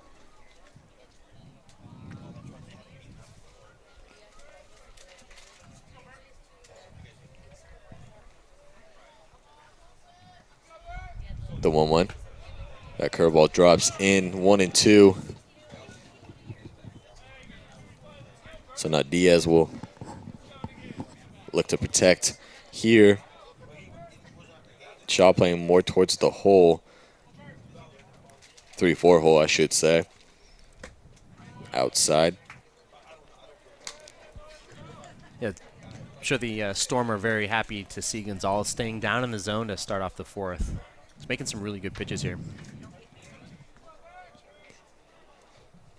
See what Gonzalez throws here. 2-2 curveball right over the bag and off the glove of Banks over there at first. So that'll be an E3. Diaz reaches, and that'll bring up Gutierrez now. Yeah, that was a tough play there by Justin Banks. Number 11. He seemed to kind of snow cone right out of his glove. Gutierrez. And he's usually really good at first base. He only has 2 errors in the season thus far. Fielding percentage, obviously, 990. So 3 errors, including that one, of course, for Banks. Gutierrez 0 for 1. Got hit by a pitch his first time up. There's a ground ball chopper foul. Nice play from Banks. Barehanded catch that one. Maybe you should have tried that on the last play. Instead of wait for that short hop. Yeah. A little spicy over here in the broadcast booth. Davis even with the bag at third. Diaz gets back safely. Oh, yeah. I feel like you're definitely going to see some pitches at first by Gonzalez, especially with Diaz on, who is really a stolen base threat.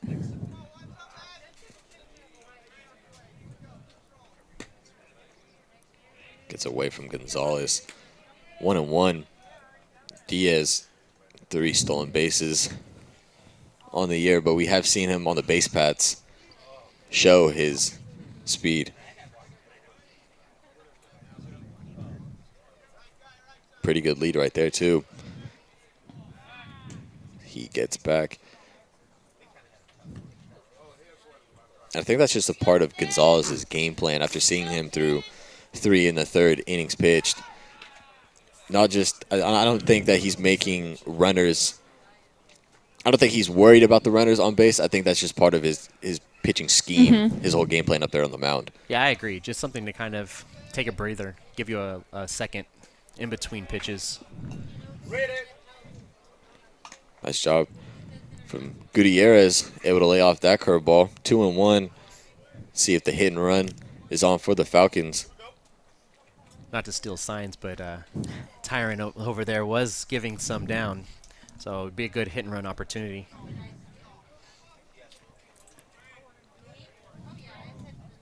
Diaz does not go. That fastball is fouled into the netting. 2-2. It's the first time Soa didn't flinch. Actually, really calm. The last inning I didn't flinch. So please give me credit when it's due. There were no foul balls back here last inning. Yes, there was. I hope a foul ball hits you guys both in the head.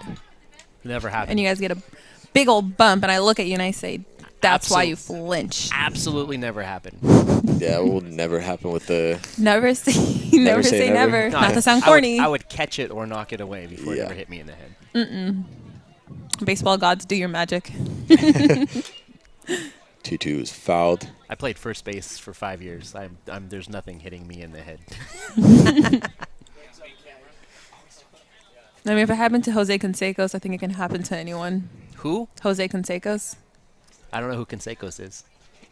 Canseco. Oh, my God. I'm so sorry. Swing and a miss, fouled into the glove of Abraham for the second out. And he definitely was not known for his fielding prowess out there in the outfield. Next up, almost a liability out there in the outfield. Number 21, Jared Denning. So 2 down now. And I'll bring up Denning. Grounded out to second his last time up.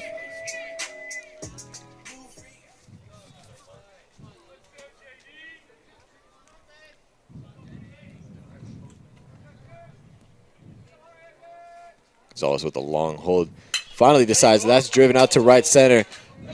Back goes Green. Back goes Reardon, and making the play is Reardon to end the inning. Nice job of covering that ground right there. So the Falcons set down in order as we head to the top of the 5th tie ball game.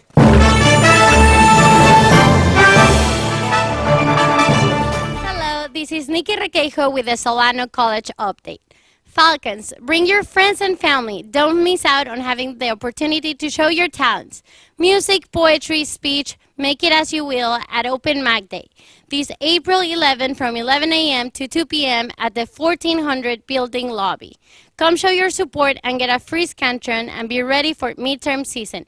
This is Nikki Requeijo with your Solano College Update.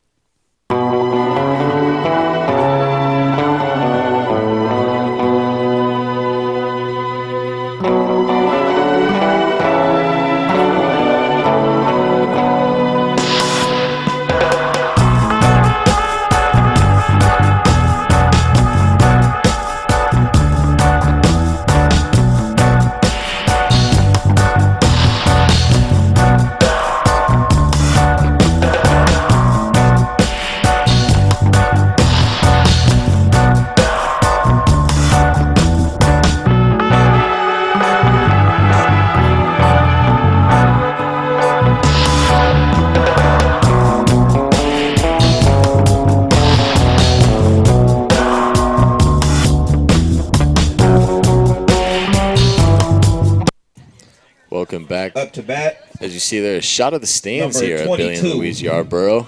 Josh Not Abraham. quite a sellout, but we're doing well for an overcast Thursday afternoon. Abraham will go ahead and lead off the 5th. And foul that one off to start it off. 0 for 2. Fly out and reached on an error his last time up.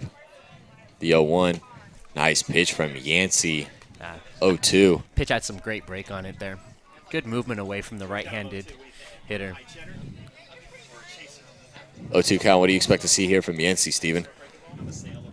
0-2 after that slider. I'm saying something off speed. Maybe in, since the slider was quick and away. Denning sets up on the outside part of the plate. That one misses. 1-2.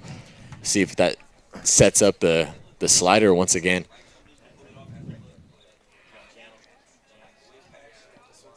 As he shakes off, finds the sign. Here's the 1-2. 2-2. You know, so far in the game, we're here in the top of the 5th, 4-4 the score. I've been impressed with Yancey's stuff. Yeah, he seemed to definitely find a groove here in the later couple innings. Full count now. Abraham has now worked it in his favor, 3-2. Yeah, it's an interesting kind of setup of pitches there. Almost looked like Yancey wanted to challenge being ahead in the count and now falling behind. Yeah, got him 0-2 and then came back with 2 straight fastballs, and then that one just misses the lower part of the zone. So leadoff walk for Abraham. Now with Dynamite at the plate. Next up to bat. That was a good eye. I don't Number know 9. how many hitters would have Sam taken that pitch, but it Dynamite. worked out in his fastball, favor. Yeah. fastball at the knees. Let's see here.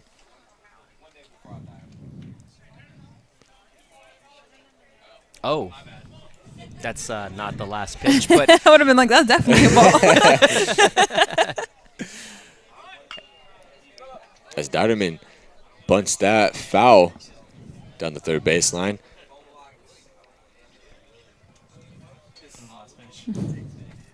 See, they're just low. I would have called that a strike if I were the umpire. Yeah, it was definitely a ball though. That was a good call by the ump.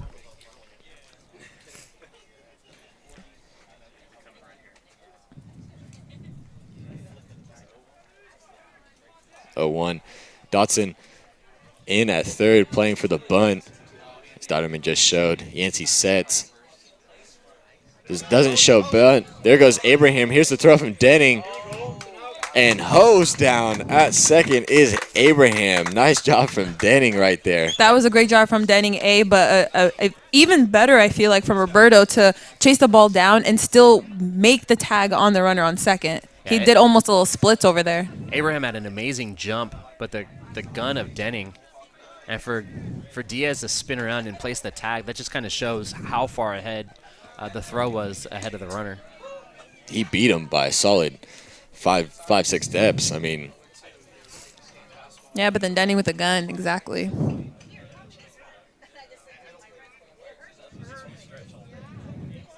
It's a 1-2. Slider misses. 2-2.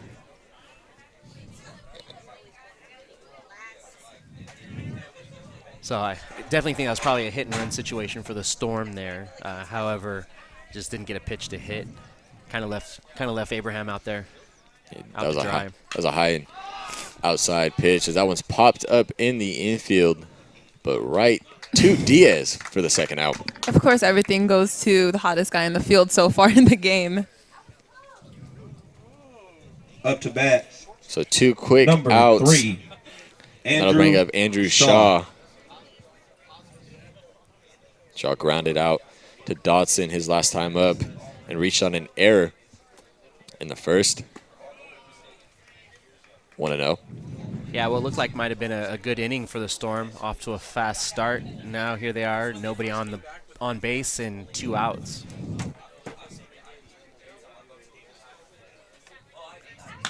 Fastball fisted into left field, falling for a base hit.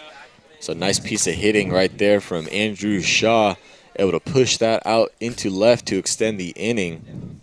I like the way Shaw spells his first name, Up to the Andrew, with the plate. U. It reminds me of Andrew Jones. Number 1, Brooks Green. Just a random fun fact. Longtime Braves outfielder. Also played for the Yankees. Of course he Had did. to throw that in. I'm sorry. Wasn't that after he was almost already done playing? Yeah. Washed up. The last almost. end of his career. Sounds like about a Gold lot of glove. players that go to the Yankees. Gold glove center fielder Andrew Diaz. He was a really good piece of the Braves When there in the early 90s. Yeah, the They're making a 90s run. Braves. Yeah. Wow. Something else. Being a Giants fan, I hated them. Inside. Yeah, they had a documentary on MLB Network. Yeah. I don't know if you guys saw that, but it was about the 90s Braves. And just, it was crazy to me that they had all that talent, all the pitching in the world, and they were just short every year except for the one they won it. What was it, Maddox? Maddox, Hudson. Smoltz, Leader. Or Leader. Glavin. Yeah, there was like, Leader. Why did I say Leader? Glavin. I thought you were thinking a lighter for a second. I don't know why I said Leader. I don't either, but it's okay. I knew the face. I didn't said the wrong name.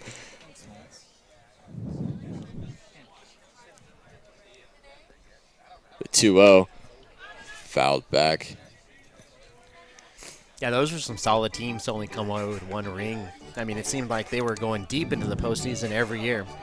David Justice. I mean, Chipper Jones. When he was, Andrew Jones. I mean, Andrew they had Jones. all the pieces. They did.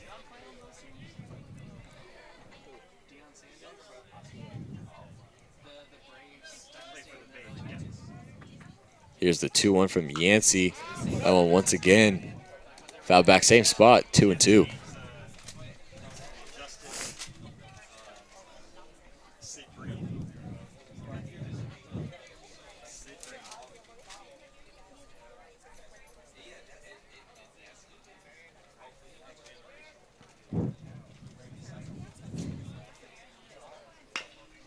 That one's grounded on over to Diaz. Nice play charging in to end the inning. So once again, nice inning of work from John Yancey as the Falcons 5, 6, 7 Krebs, Caparelli, Brown. Hey fellas, this is Kyle Krebs, and thank you for watching the Solano College Sports Network. My name is Connor Caparelli. Thanks for watching the Solano College Sports Network. This is Justin Brown. Thank you for watching the Solano College Sports Network.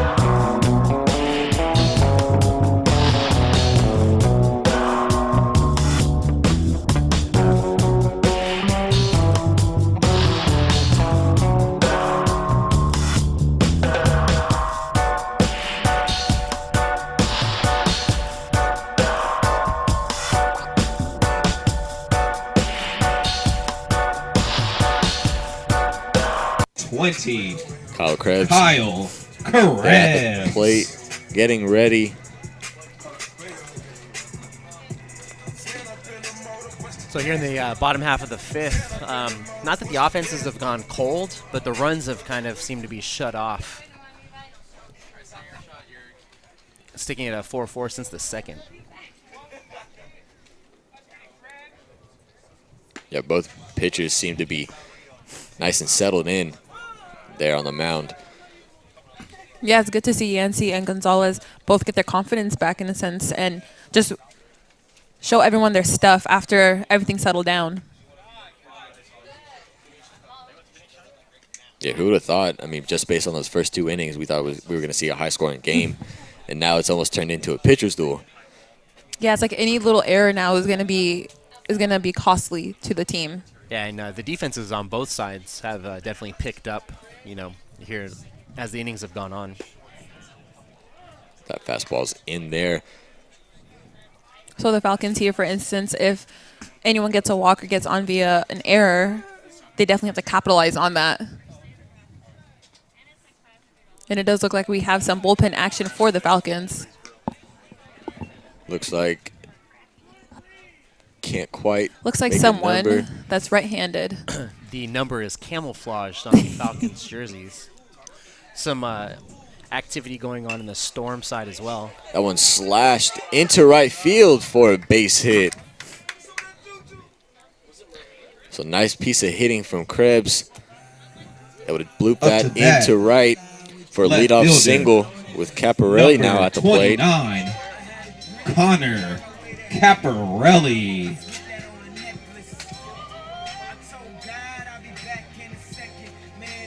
Caparelli had that nice RBI single in the first, struck out his last time up. It's starting to sprinkle just a little bit, but nothing too drastic. Shows bunt, butts it down the third baseline.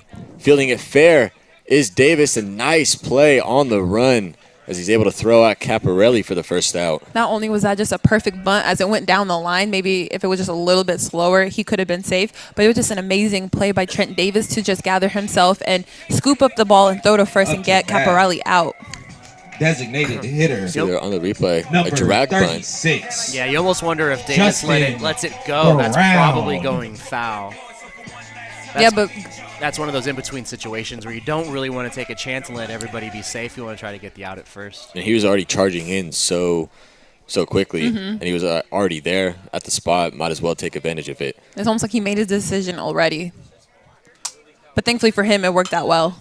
That high fastball is hit onto the right side and foul. That gets away from Banks.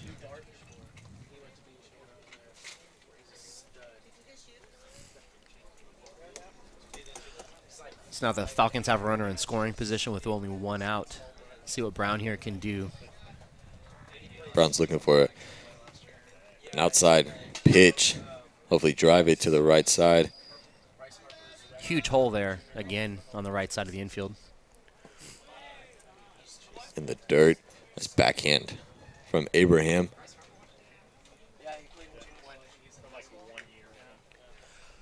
Looks like for the Storm over in the bullpen, right-handed reliever Alexander Horne. And I can't quite make out who the other arm is. Looks like a lefty. Chopper right to Shaw. On over to Banks for the second out. So that'll move Krebs over to third. A productive out for Brown, to say the least. 2 down, and Dotson at the plate. Third baseman, number 4, Nick Dotson. Just love how cool, calm, and collected Shaw has been thus far in the game. As you see there, Jordan Chana getting some warm-up tosses in the Falcon bullpen. A little chin music to start off Dotson. You know, oftentimes when I'm watching games, I kind of think in my head what kind of strategy I'd have in different situations. I'd really like to see a slap button down the first baseline, squeeze that runner in. Nobody would be ready for it. Especially because Banks is playing back. And off the bag. Yeah, and Dotson's hitting 234. I mean, he's not a huge hitting threat, but I bet he could get down that line pretty quick. Has shown excellent speed here on the Solano College Sports Network. Takes a fastball at the knees for a strike. But then again, maybe that's why I don't coach. It's my crazy ideas. Yeah, most likely it's not going to happen. Tie ball game, bottom of the 5th. 2 outs. He's got some speed there on third in Krebs, though. And he's taking a nice, healthy lead down the line. Getting a nice secondary off of Gonzalez. And Abraham will go ahead and talk to him for a quick little chat. What do you think he's telling him up there on the mound? Just pay attention to the runner. Don't worry about Krebs on third. Stay focused. It's 2 outs. Yeah, I basically feel like that was just it. Just focus on Dotson at the plate. Because if you have Kyle Krebs in the back of your head, you're going to focus on him and then throw a wild pitch. He's going to score, you know what I mean? Just focus on Dotson as he fouls that off. But then if you're Kyle Krebs, he's doing a good job just running down the bases, because then you can see him in the corner. If you're Gonzalez on the mound, you can see him in the corner of your eye and kind of get distracted. So it's a good tacted. What am I trying to say? Tactic? Yeah. By Kyle Krebs. 3-2 count. Here it is. And once again, fouled. Nice job from Dotson, able to stay alive, trying to find his pitch. Yeah, and Gonzalez is definitely making his in this inning. So Chris, after this happening, you're going to throw to Andy, who has a report, and you're going to unmute Mike 5 for him. And he's just going to be reading from behind the scenes. That one's driven into center, but right there is Reardon to end the inning. So Falcons strand were 1 from the base hit on Kyle Krebs. After 5 full, we're tied 4-4, and we have a sideline report with Andy Chase.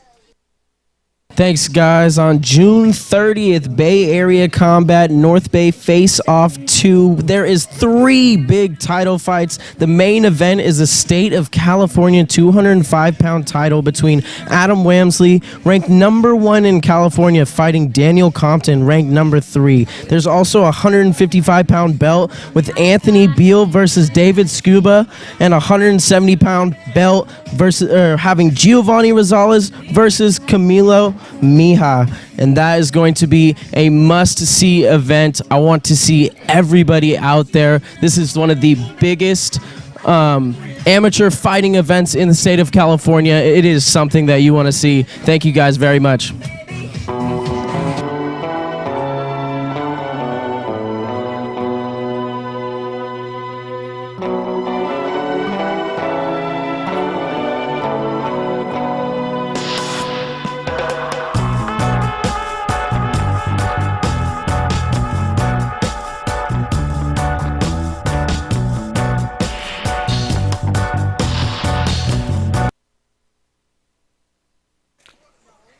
Top of the sixth.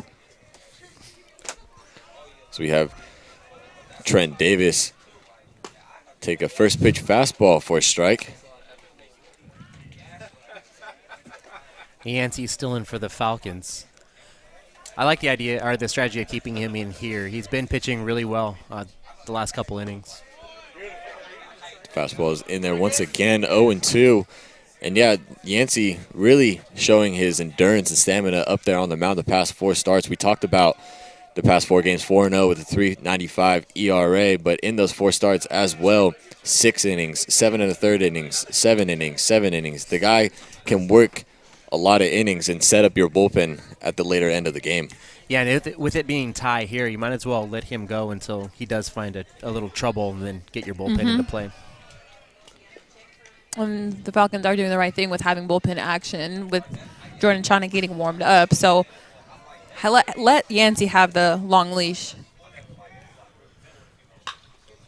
That one's popped up right side in the Bermuda Triangle, but there is Krebs coming in for the first out. Out of nowhere, Kyle just came in and is like, I got it, guys. Yeah, with it being tied, you're not, can't quite tell at this point in the 6th inning if it's going to go into anything extra. So you want to kind of reserve your bullpen for when you absolutely need it. You see here, Chana, like we talked about, warming up. And if the Falcons can get a run, hand it over to Chana, depending on when they score, next inning, or even the 8th. And then Falcons always have that closer in Tyler Pearsall at the back end. Yeah, and a good eye there by Tyler Whitehead at the dish, laying off that first pitch ball. Here's the 1-0. Laced into left field, but there making a nice play is Caparelli. 2 down. That was a laser. Good piece of hitting there by Tyler, but unfortunately, even better play by Caparelli. Yeah, off the sound of the bat, it sounded like it was going to be at least a double, and then Caparelli was there to corral it. Yeah, those long legs and left really covered some ground out there. Reardon. Paid off for the big man. So top of the order we go, as that'll bring up Reardon. Grounded out to second his last time up.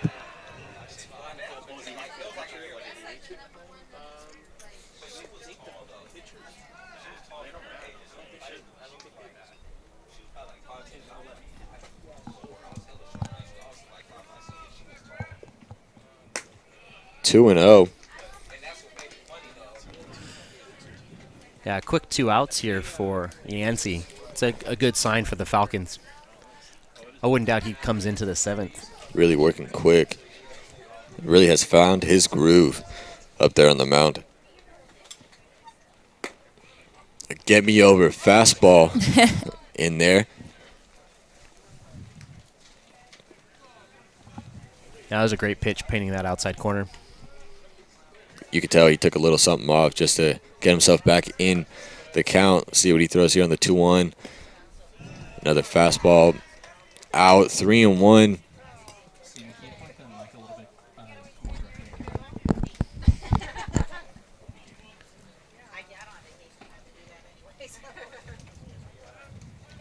Dotson hugging the line over there at third. Here's a 3-1. Fastball misses, so a 2-out walk for Reardon. And that'll bring up Cassis. Up to the plate. Yeah, that pitch didn't miss by much. It was Number 26, just outside. Joey Cassis. We'll have a mound visit. maybe buy Chana some time out there in the pen. Yeah, that's what I think the mound visit is right now, is just kind of calm down John Yancey and, like you said, buy time for Chana in the bullpen. Probably just a quick little breather, too, for Yancey out there on the mound. Yeah, he's working pretty quick this inning. And it looked like they took the ball from Yancey, Coach Robbie Rogers. And indeed they do make a call to the pen. Did not expect that, as usually Rogers is out there just to talk to Yancey. So now that'll be it for John Yancey. 5 2/3 innings pitched, and the Falcons will go ahead and hand it over to the bullpen and Jordan Chana. Just a great game for John Yancey. Not really how he wanted it when you look at the score, but the way that he just hustled and continued to hustle throughout the game and ended up going at least 6 innings. Yeah, and 11 appearances for Chana. He has started 6 games, Now, pitching. thrown 2 complete games, but he's got a Number 3-4 23, record, and as Jordan far as he's got Chana. 35 strikeouts and no saves. So let's see what he does here in relief for Yancey. Yeah, Chana has made himself the number 3 starter usually for the Falcons, usually pitching on Saturdays. But in this situation, given that it's a conference game, high situation, high stakes, tie game 4-4 here in the 6th, Falcons don't want to mess around and let this game get out of hand, especially with their 7th inning woes. Yeah, and Chana does have some relief experience. So, if you've got that arm in the pen, might as well lean on it in a game like this. Exactly. Might as well utilize it to the best of your ability. And, the Falcons' recipe of success from here on out is now Chana work the next 2 2.3 innings pitched and get the bullpen. Yeah, and if you have a secret weapon, which kind of is what Chana is, why not use it and utilize it in this inning? Joey Cassis now going to step up to the plate. He's 2 for 3 with 2 singles. Got some sprinkles coming down here at the yard. Yeah, rain wasn't supposed to start. I think on the forecast it said 7. Around 7. With 2 outs and 1 on, maybe Napa's trying to bring the storm. Oh, okay. Okay. It's a pun day. That was punny. That was a good one, Solano. I'll give you that. 1-1 to count. Reardon, Yancey over there at first. Throwing over from Chana, walking off. Thought he had him.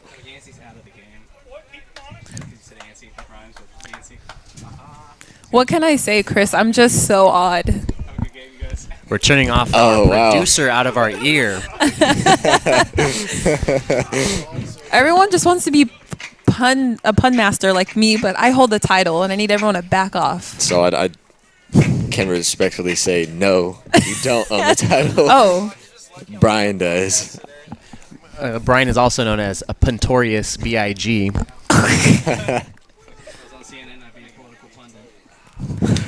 Puns getting thrown everywhere here in the booth. I can never have anything. Last season when we did the player comps, you tried to steal that from me. This year is the puns. I'm sick of it. Chopper, third base. Dotson comes in, charges, and throws on over and gets Cassis to end the inning. So nice job from Jordan Chana, able to get that one out the Falcons needed as we head to the bottom of the 6th. Hey ladies, I'm Isaiah Verrett. Thanks for watching the Solano College Sports Network. Aaron Corral, thank you for watching the Solano College Sports Network. Hi, this is Roberto Diaz, and thanks for watching the Solano College Sports Network.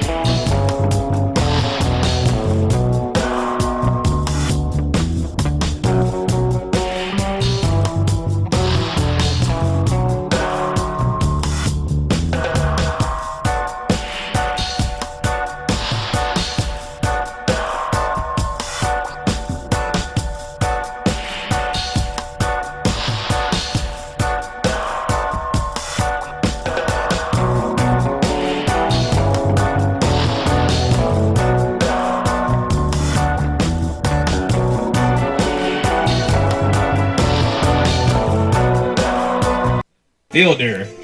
Isaiah Number 3. Verrett will lead off the bottom of the Isaiah 6 for the Falcons. Verrett. Gonzalez is still out there on the mound.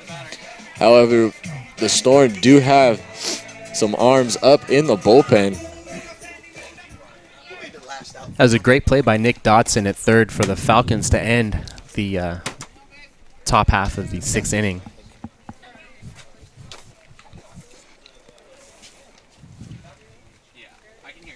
First pitch to Verrett is in there. Yeah, it's got to be a boost of confidence for Dotson to make a great play like that to end an inning. Kind of having a rough day out there today.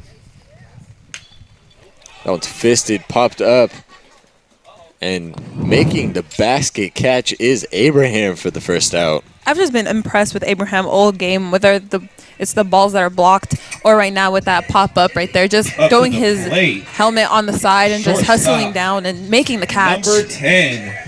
Some great throws down to second as well. Corral. Oh, I'm sorry, what did you say? I couldn't hear you. Some great throws down to second as well. He's only right next to you, saw it. Well, Dylan is in my ear. He's so loud when he announces the guys. I'm literally talking into your ear. Literally. Okay. Aaron Corral now stepping onto the plate.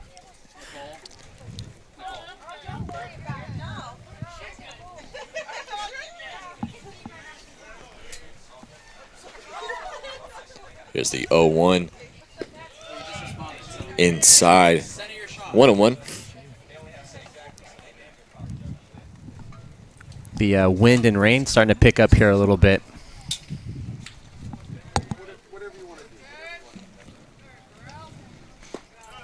Two and one.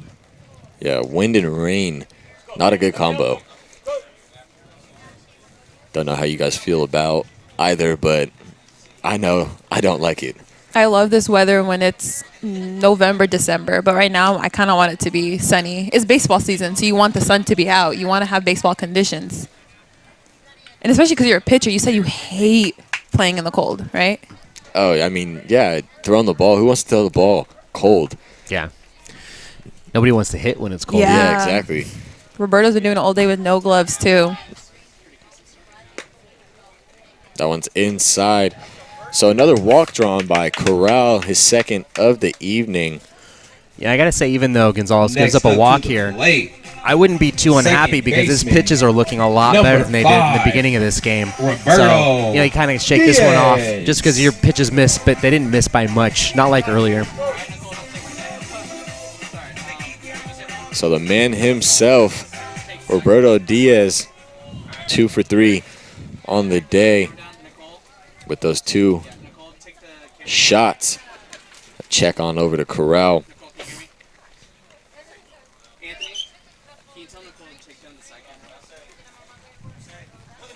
Yeah, with one out here and the rain starting to come down a little bit, Diaz wouldn't mind getting another RBI.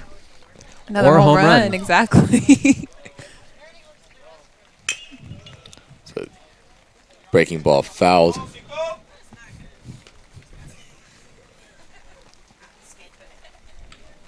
I feel like that's on the back of everyone's head right now. Everyone knows that he has 2 home runs so far in the game. Why not make it 3? Yeah, I expect a lot of junk here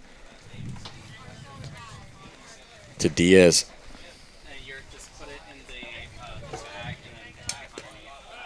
That breaking ball doesn't quite make its way back in the zone. 1-1.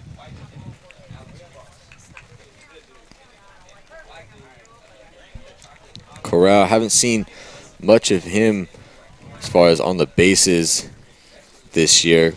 Corral, 4 stolen bags, gets back safely. Yeah, his lead's pretty conservative over there. Would you expect a hit and run at all in this at-bat with Diaz up there at the plate especially? Yeah, actually, I think that would be a good call here by Coach Salampa to put a hit and run on. But Diaz has to make contact. You don't want a strikeout, throw-out situation. And now down 1-2. I think that possibility is now out of the picture. But Salampa's the kind of guy that's he likes the element of surprise. So even if there's 2 strikes, don't necessarily count that out.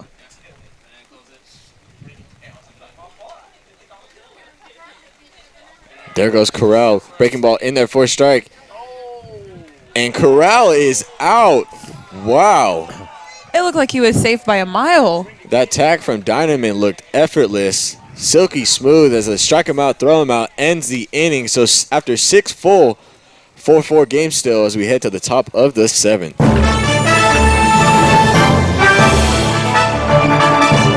This is Ashley Ching, Miss Fairfield with Solano College Sports Network. Women and girls ages 12 to married are invited to a free pageant orientation. Training will be at 1 p.m. on Sunday, April 15 at 1125 Missouri Street. Solano County Pageants is a development program improving skills in public speech, community service, and presentation.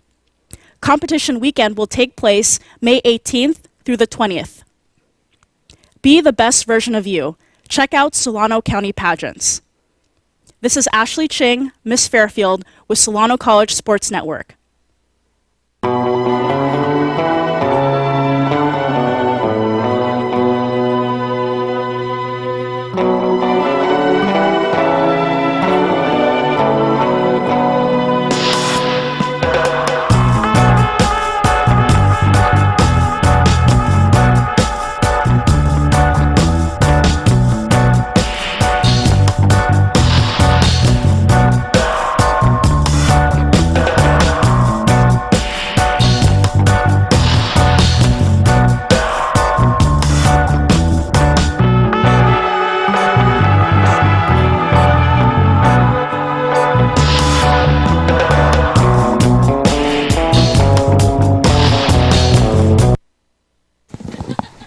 Justin Banks will go ahead and lead off the top of the 7th.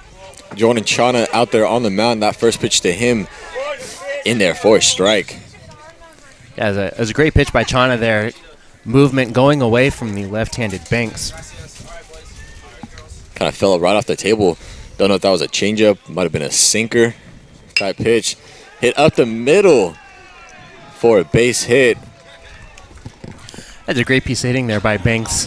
Just taking what Chana gave him and going right back up the middle with it. That's what he usually does.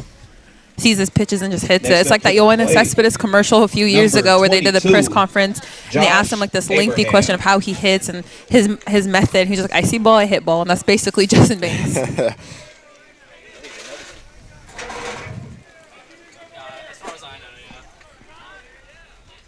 Showing bunt is Abraham, but that fastball is for a strike.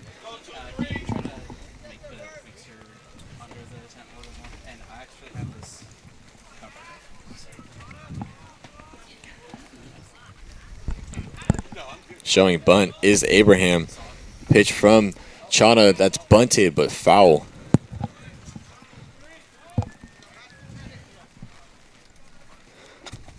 Yeah, the rain continuing to fall here seems to be getting a little colder. And I'm sure the Storm wouldn't mind putting another run across and if this game gets called. And that would put them, obviously, after, I don't know what it is in college, but after 7, it should be, it is technically a final game. Yeah, I believe the rules are still the same in college. After 7, they can call it due to weather.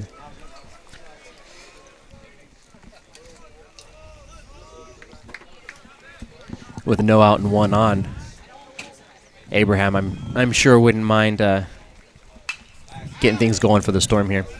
Yeah, that 1-2 pitch is fouled back. Nice job in staying alive from Abraham. Have you ever pitched during the rain? I have. Did you hate it? I mean, yeah, but I mean, it's part of the game. Yeah. You know, everyone has their preferences. That slider is hit right up the middle, right out of the reach of the diving second baseman in Diaz. So 2 straight hits for the Storm. Next up to the plate. Puts runners on Number at first 9, and second now Sam with Dinerman. Dinerman. Yeah, and 2 shots right back up the middle by Banks and Abraham, I'm sorry. got stuck there for a second. Happens to the best of us. Thanks for picking me up, so That's what I'm here for. I'd be surprised. And yes, a bunt is shown from Dinerman and a check from Chana on Banks. Falcons might want to think of a wheel play right here. Maybe cut down that lead runner. Banks doesn't have the flashiest of speeds. Here's the pitch in there. 0-1. Yeah, it doesn't look like they're going to give in to that. Watching Corral go over and cover second instead of third, I don't think they're going to be putting that wheel play on, but it would be a good idea in this situation. Yeah, well, Banks has 2 stolen bases in the season on the season so far, so it's good for them to check on him because he, like I've been saying all game, he's not really the fastest person on Napa. So if you catch him slipping, it might be a good thing. Here's an unusual powwow by the runners and the skipper of the Storm. Looks like Dan Parker is having a meeting for himself. Excludes the other coaches. It sounds like, or looks like, if I had to guess, maybe they weren't picking up the signs coming in from the dugout, and they wanted everybody to be on the same page. If that happened in the big leagues, would that count as a mound visit? That wouldn't happen in the big leagues. I don't think you can call time to talk to your runners. And then No, I don't think I've ever seen a third base coach or first base coach call over for that excessive amount of time, I should say. No, when they're when they're on their own bag, you know, Yeah. first or third, absolutely, they're always talking to them. But I've never seen a skipper come out of the dugout and call the runners over. To him? Yeah, unusual right there. So 0-2 the count now to Dinerman. Bunt could still be on after that meetup. We'll see here. Here's the 0-2. And a swing and a miss from Dinerman. 1 down. That's a great strikeout situation there for Chana. Get that first out. Nice pitch Up to the right plate. there from Chana, too. Really dove down Andrew at the last second Shaw. and out of the reach of Dinerman's bat. Yeah, great movement. So it'll bring up Shaw, who singled his last time up. Chana checks and delivers. Ground ball past Corral into left field. Getting the stop sign is Banks. Nice cutoff right there from Dotson and throw from Caparelli. Bases are now loaded for Brooks Green. Yeah, that was a great charge in by Caparelli to keep that run from coming in because at first look, I was for sure Banks was going to come around and try to Next up score. bat, number 1, Brooks. Yeah, and it was good heads up Green. by Caparelli to kind of pause for a second and see where Banks was and know the situation, so he wouldn't overthrow it, and he hit Dotson in the chest, which is what you're taught to do. Chana sets, going out of the stretch with the bases loaded. That one drops in for a strike. Not quite sure what that pitch is. It almost looks like a... It's like a cut sink kind yeah, of. it looks like maybe a splitter. Yeah. A hard two-seam. A little bit of bite to it. But definitely a lot of movement on that pitch. Last second, too, really deceives the hitter of Yeah, it being a straight four-seam fastball. Yeah, it snaps right out of the way of the bat. It's a good pitch. So quick 0-2 now for Green. He's got to protect here. Chana has a plethora of pitches to play with here. Yeah, if he could get back-to-back strikeouts, or excuse me, 2 strikeouts in this inning, I think that would be really great for Chana. Here's a 0-2 outside.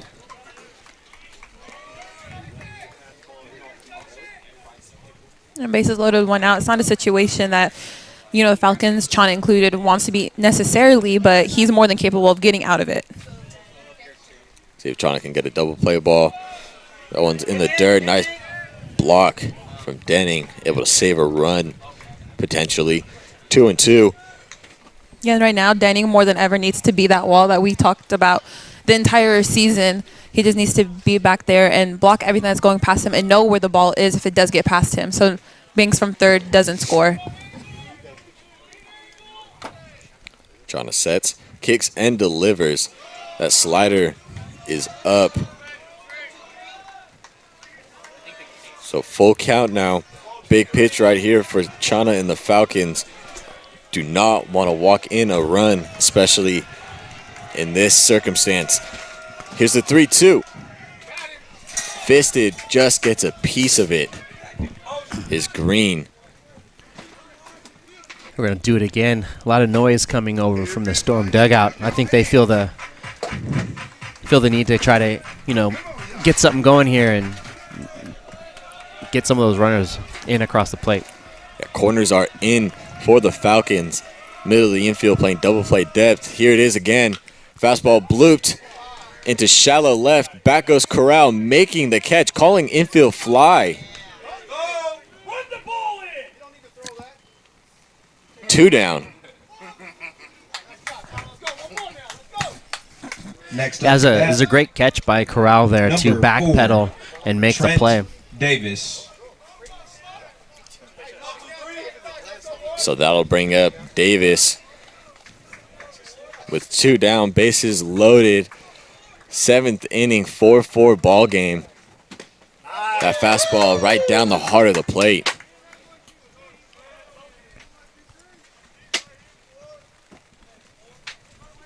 It's a big pitch right here for Chana. Here's the 0-1. Grounded, took her out charging in. Off balance throw, makes the play to Gutierrez to end the inning. So the Storm unable to capitalize on the bases loaded and 1 out as Chana, nice job in getting out of trouble as we head to the bottom of the second.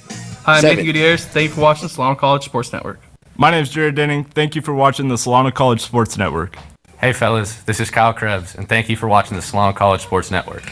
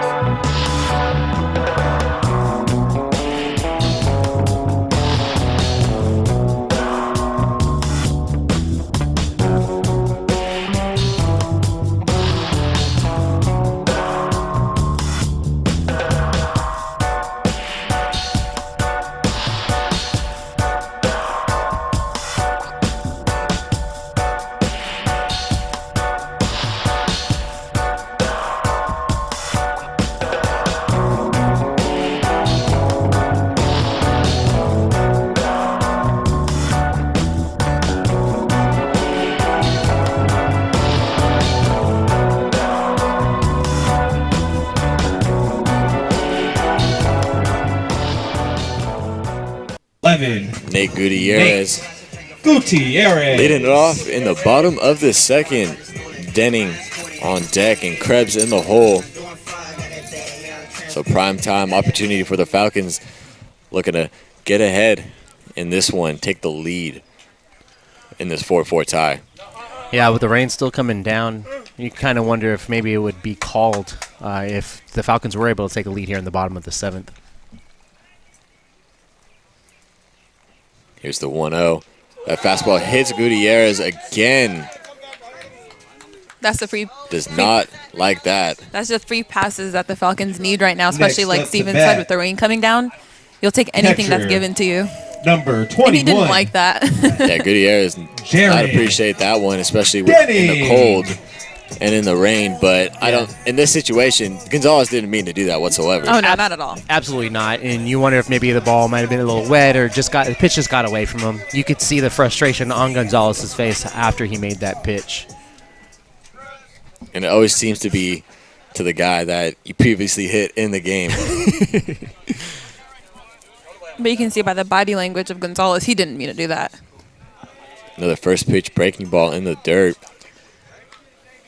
Yeah, I mean, not only do you never really, intend to hit a guy, but you also don't want to put a runner on with no out in a situation in a tied-up game like this. This late.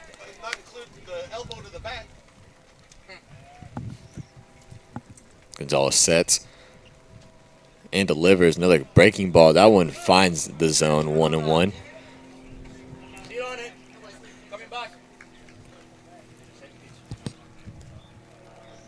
Yeah, I can see from some of these pitches from Gonzalez, I can tell that when he's in a groove, he's grooving, and he's been able to find it at points here in this game.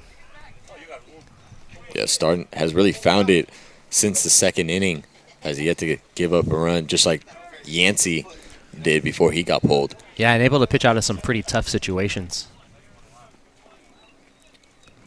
Sets. That fastball's just missed from Denning. Foul back, 1-2. And now with that high fastball, you could see Gonzalez go back to that breaking ball low in the zone. Absolutely. A good setup pitch.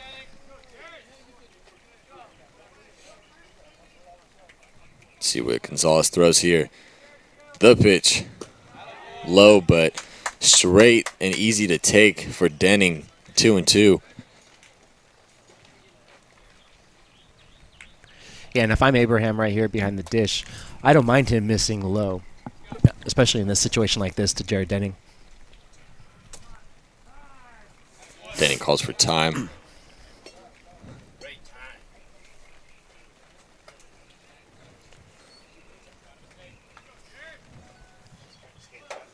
Looks like we have a pinch hitter in the hole for Caparelli and Pribolinski. Nice block from Abraham. 3-2. Yeah, good job for Denning to just lay off the pitches and wait until he gets the one that he wants. Great hitter, great spot. Let's go.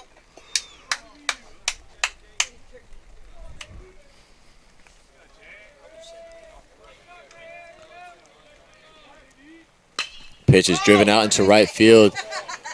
Slicing foul out of play as Green was right there at the wall, but just out of the reach of him.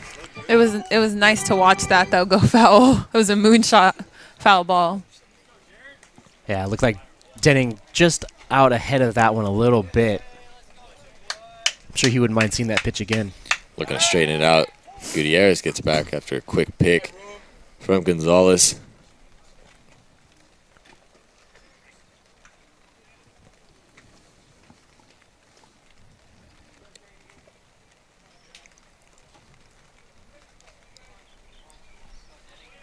We'll do the 3-2 again. Here it is. Fastball again, fouled right side out of play. That one was high and tight. Denning really cheating on that fastball up and in. He was, and he did good just to foul it off. Looked like he was looking for something fast and inside to turn on. Wouldn't be surprised if Gonzalez threw an off-speed pitch here, maybe catch Denning out on his front foot. Doesn't, and goes to the fastball. And Denning draws a walk. Yeah, hit by pitch and a walk to start off the bottom half of the seventh here. I'm sure not quite what Gonzalez is looking for. Number 20. And to be honest with you, I'm surprised Kyle Gonzalez Krebs hasn't gotten the leash yet after giving up those two free passes. And now Krebs, first and second, no down. Seventh inning, tie ball game. You potentially could see the bunt in action here.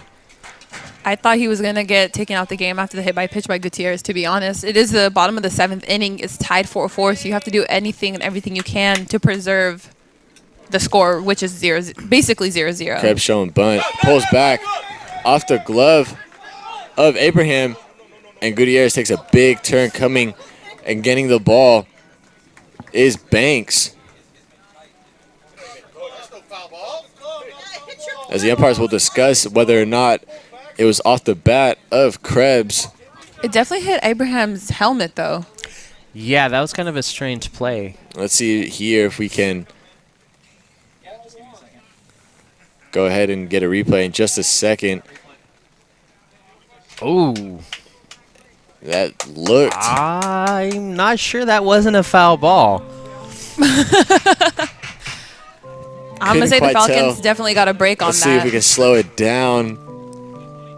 No, that was right off the glove. Yeah. Abraham. Hit the glove and then the barrel of the bat, so I could see why Abraham thought it was a foul, but it hit glove first, so good call by the umpire. Disregard everything I just said. But in a situation like that, not having the rule book memorized, after it hits the glove and hits something else, would it be a dead ball? Because if it would, the runners would have to go back. A glove, though. Yeah, a so dead ball? a glove, and then hit off the bat, because it did hit the bat there. I don't think that would be a dead ball. That's interesting. Yeah. I don't know the exact ruling on that. And I honestly didn't even see it hit the bat. Because it looked like it went glove, bat, helmet. Glove, bat, helmet. I mean, that's what it looked like there. Yeah. See here. Let's see if we can get a slower shot. Wrong replay. See here. Krebs pulls back. No, that hit glove and then umpire. Okay. But I can see where you're coming from, where you would think it'd be a dead ball. Yeah, if it would have hit the bat yeah. of Krebs, then that would have been probably a different story. Yeah. Probably would have had a discussion of a little bit longer between the umpires. But that'll be it for Gonzalez on the day. 6+ innings of work is responsible for the runners on base right now. We've got number 14, Alex Horne, coming in. He's got a 9.58 ERA in 10 appearances, an 0-1 record. But he does have a save. You know, just to go back on that play that we were just talking about that happened with Abraham, in that situation, knowing the situation where there's no outs, bottom seventh, 2 runners on, even if you think it was foul, you still have to pretend and assume that it's fair ball and just hustle and try to know where the ball is. Thankfully, Banks was there to back him up and hustle the ball in, and no one could score on that against the Napa Valley Storm. But in that situation, you just kind of have to play it like it was fair, in a sense. Because he was, in the middle of everything happening, he was kind of like arguing with the umpire, saying like, no, foul. But the play was already going on. It was already progressing. So that was a mistake for Abraham. Yeah, I mean, he wouldn't have had a shot at Gutierrez at third. But I can see what you're saying, though, to keep Gutierrez from coming home. Wanting to at least control the ball, have the ball in hand. Yeah, because had Banks not come in, Gutierrez would have scored. Absolutely. Now, one of those you can argue the case after you collect the ball and call timeout and then argue. Yeah, exactly. Rather than argue in the middle of a live ball play.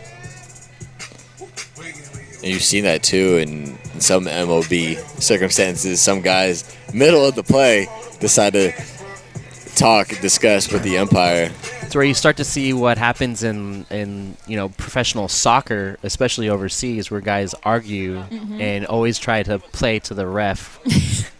That came over into basketball. Please don't come into baseball. As Horne here gets set. 1-0 count to Krebs.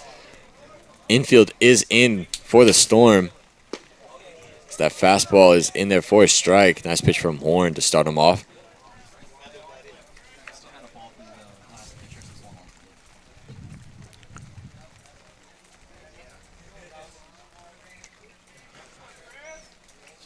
Krebs looking for something up in the zone. Drive into the outfield, maybe get a sac fly. But swings at a pitch in the dirt. Puts him behind 1-2. Gosh, even a seeing eye single here out into the outfield, even if it's just into the grass a little bit, would do well for the Falcons here. Even a sac fly, yeah. Just put your bat on the ball. Yeah, base hit through the infield. Could potentially score Denning, too. He's got a nice lead over there, second, halfway. And that's not even a secondary lead. That's a... He's just hanging out behind the shortstop. I mean, there's no one next to him. No one even near him to do a fake out or anything, so might as well. You got to watch. Andrew Shaw just took 2 steps over towards the bag. Oh, he definitely picked up on that, exactly. You might want to watch out if you're Denning. Sneaky fast still won't get you back to second in time in this situation. Here's a 1-2 again. Ground ball gets through for a base hit. Gutierrez will score. Getting the wave is Denning. Here is the throw. He is safe at the plate. Abraham unable to get that one as an two RBI single from Kyle Krebs give the Falcons the lead 6-4. A great piece of hitting of Krebs there, just taking what he was given and finding the gap between Davis and Dynaman out there on the left side of the field. Number 29, Connor. See here on the replay. Caparelli. Nice job. And Denning with that nice lead that he had. Nice throw from Joey Cassis out there and left, but Abraham unfortunately unable to corral that one and put a tag cleanly on Jared Denning. So 2 runs will score. Give the Falcons a 6-4 lead now here in the bottom of the second. Still no outs with Caparelli now at the plate. Yeah, had Abraham made glove on that, I feel like Denning would have been out. Yeah, a fantastic throw in by Cassis out there and left. Caparelli thought about it, but nice job of holding up on that one. Yeah, it was great resistance by Caparelli. Like I said, my coach always used to tell me, yes, yes, yes, and then no. You never go no, no, and then yes. No, no, no, yes. We'll get you knee buckles and half swings. Oh, yeah, no that was awkward. And no back foot pivot. Lots of Ks. Lots of Ks. Here's the 1-1. A swing and a miss. Nice pitch from Horne. 1-2.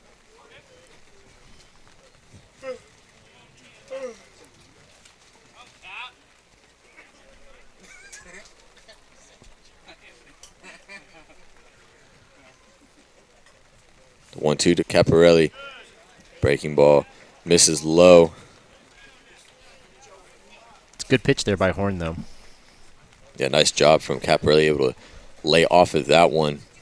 That was diving down at the shins of him. Thighs of most people. Here's the 2-2. In the dirt again. Nice block from Abraham. Able to keep that in front. Another inch up on the trousers there, and he'd be a little Hunter Pence-ish. Oh, that's a really good comp. Pence goes like above the knees, Way right? above the knee. And that he didn't start off that way, but he noticed he started getting better treatment on the low pitches because the umpire sees just sock. He doesn't realize it's up his thigh. Wow. You got to do what you got to do. And Pence is tall and he's lean, so it's a little deceptive. But if you look, his trousers are actually above his knee. That's what I thought. Yeah. They looked just a little bit too high compared to other players that wear their like high socks, up. yeah. 3-2 the count. Krebs doesn't go. Pitches popped up. Back goes Banks. And making the play. Nice job right there. Going back across his body for the first out. Yeah, looks like Caparelli, it was a breaking pitch there. And I mean, I think he did good just to get contact. And a good play by Banks at first. So we have a pinch hitter now for Justin Brown and Bryce Pribolinski making his first appearance on the evening.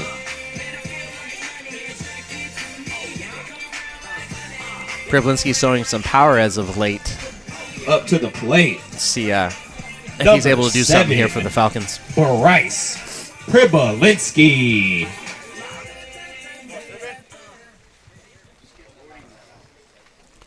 Bryce hit his first home run last week. A 2-run shot deep over the scoreboard here at Billy and Louise Yarborough Stadium. Pitch in the dirt.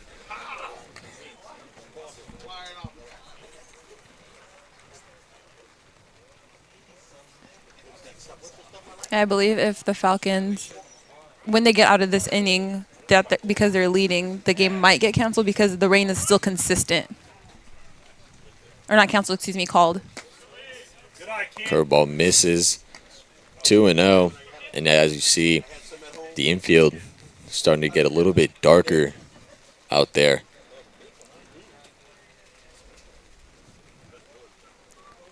Yeah, it's been coming down steady here for a half inning plus. Fastball at the letters, 3-0. Now Pribolinski can sit in the driver's seat and wait for his pitch as Horton's falling behind.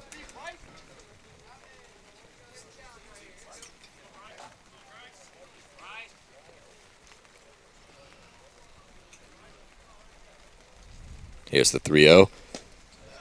That one finally finds the zone, 3-1. Yeah, just painted that inside corner.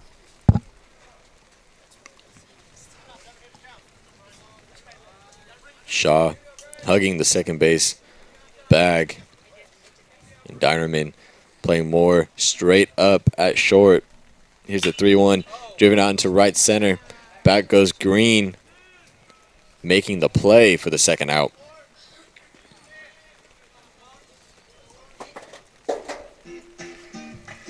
Up to the plate. Good play there by Brooks Third Green in right, baseman, covering ground, making his way into the gap, and able to get underneath that ball in time. And not letting the rain affect him or where he sees the ball. Nick Dodson now is going to step up to the plate. He's 0 for 2 with a walk, looking to get on again and just keep the lineup moving. Yeah, with these light gray guys, it's easy to lose the ball when it gets up there. Especially when there's rain just falling on your face, too. Just get distracted. There goes Krebs. As he has a stolen base right there.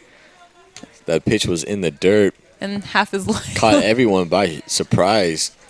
And half his pant leg is just dirt. It's not even like the dust, but it's just mud. Was looking a little too clean out there. Had to get the jersey, the uniform dirty. It's a good steal there by Krebs, though, because it takes away the forced play here with 2 out. And it might put a little bit of pressure on Horne now that a runner's in scoring position. And like you said, it did catch everyone by surprise. So just a good heads-up play to just take his base.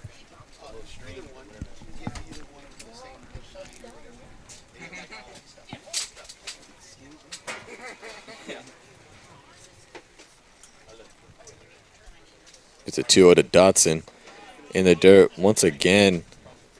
And don't know if Horne may be slipping up there on the mound or if he's just looking at his feet, making it seem like he's slipping up there on the mound.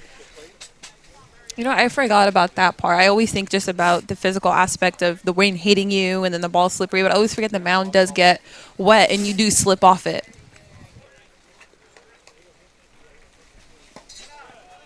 That 3-0 misses. So Dotson works his second walk on the day. First and second now. 2 down with Isaiah Barat.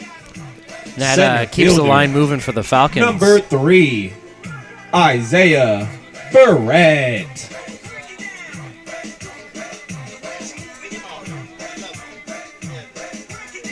Little mound visit from Abraham. Talking to Horne, maybe telling him to calm it down.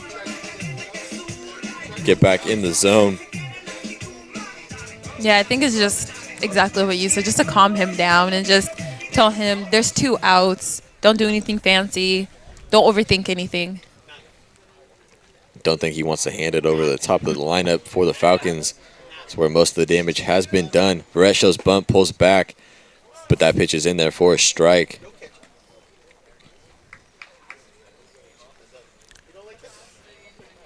Chris, maybe you could answer this for me. I have not seen a home plate umpire once wipe the plate in any game here. I see it when they first come into the game and to start the game, but I've never seen anyone dust the plate off. I've seen it a few times. That just may be. It's something. It's something I look for because it's something I notice because whenever there's a dirty plate, I'm always like, dust it off. Yeah, I mean, when I umpire, I always make sure my home plate's clean. That way I have a clear play. That way, no one in the stands could yell and chirp at me for saying I can't see. So I can't answer that one for you, but definitely, now that you point that out, is definitely an interesting thing. Wow. I was driven into center field, but right to Reardon to end the inning. So the Falcons take the lead here in the bottom of the 7th on a 2 RBI base hit from Kyle Krebs as we head to the top of the 8th. Hi, I'm Jordan Chana, and thanks for watching the Solano College Sports Network.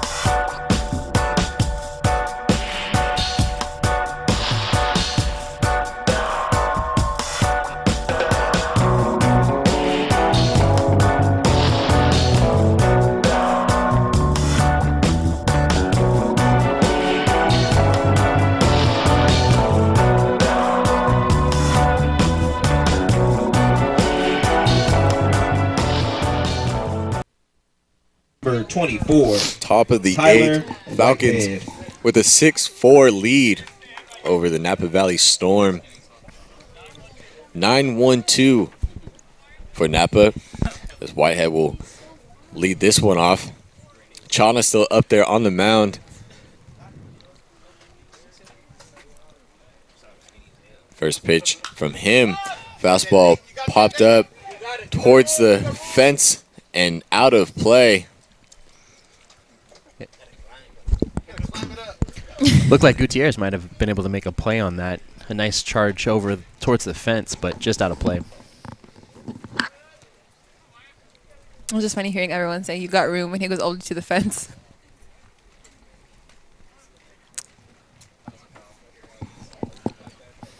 Here's the 0-1 from Chana.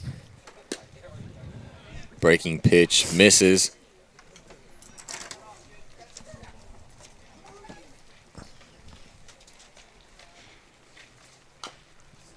That one's fouled off. 1-2, nice play. It said it so casual. That's when I was being on the dirt, covered.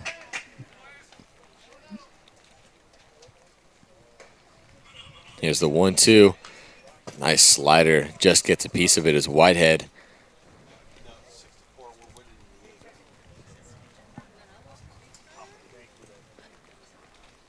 I'd like to see that sinker type pitch from Chana right here, maybe at the back foot of Whitehead. Yeah, it would be a good call. 2-2. Even here is a put-out pitch. Yeah, Chana looking for the strikeout. No one on, no one out. Play with a couple of pitches. Let's see if he goes after him here. Does, and that slider just misses off the outside part of the plate. Nice pitch. Full count now.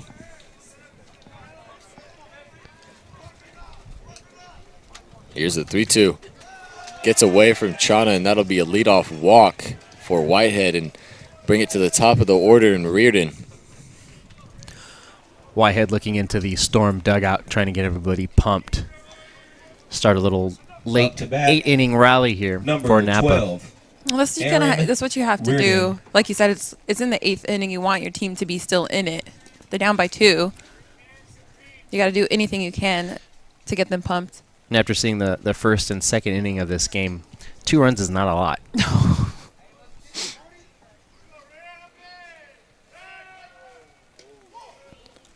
Check on Whitehead at first. I think that was just a, hey, I know you're over there, because that was a nice soft toss. Not really trying to get the out, but hey, I see you. And Whitehead with not much of a lead at first. Really keeping it conservative over there.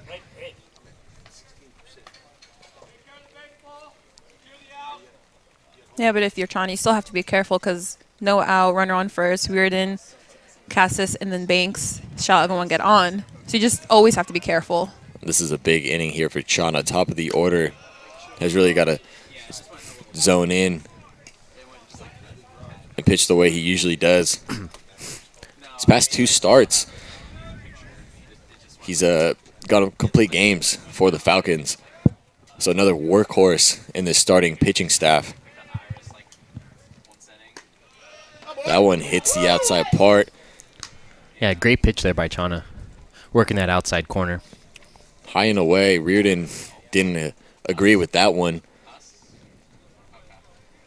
but puts Chana in a primetime opportunity for a strikeout pitch.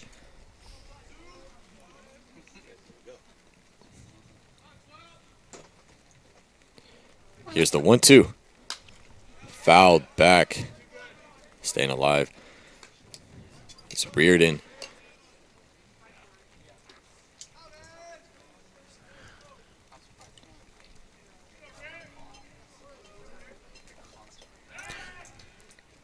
Check on over to Whitehead. Yeah, watching him take his leads over there, he takes a deep stance. And I don't know about you, but I know for me, I would have trouble trying to get back anywhere. Squatted that low. A swing and a miss from Reardon. for the first out. Nice pitch from Jordan Chana. Yeah, something off speed there with a little movement on it and down low in the zone. Up to bat. A great put away pitch. Number Yeah, right 26, on the Joey corner, Cassis. lower outside part of the plate. That'll bring up Joey Cassis. He grounded out to Dotson his last time up. Yeah, he's 2 for 4 on the day.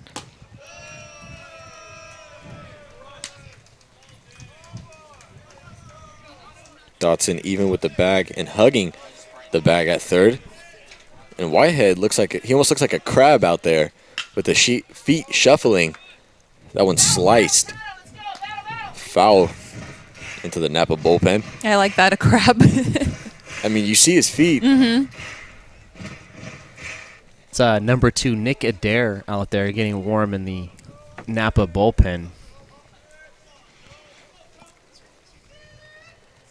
The 1-1 to Cassis. Slider almost hits him.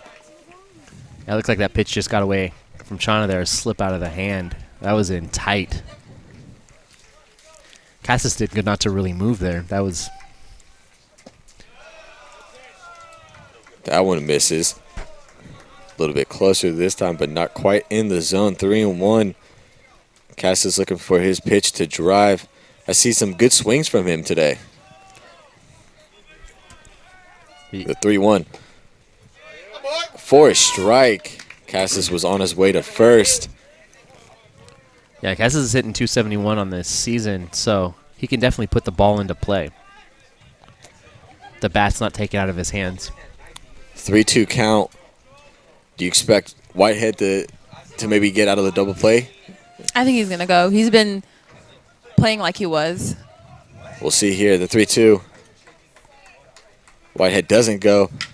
And it's fisted, blooped right in front of Diaz. And safe is Whitehead with a head-first slide into second, just beating that one according to the field umpire. Next up, Yeah, Tyron Salampa now heading out to talk to the second base 30, umpire. And I just want to say Justin Banks. that he told home plate umpire, I'm just going to go out there real quick, just really calm and polite in a situation where everyone's tense and on the edge of their seats almost, because anything that can go wrong. But Salampa talking to the second base umpire. See here on the replay.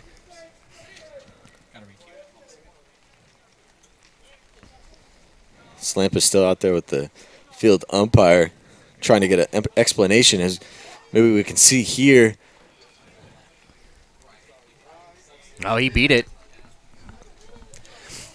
It was there was a little bit.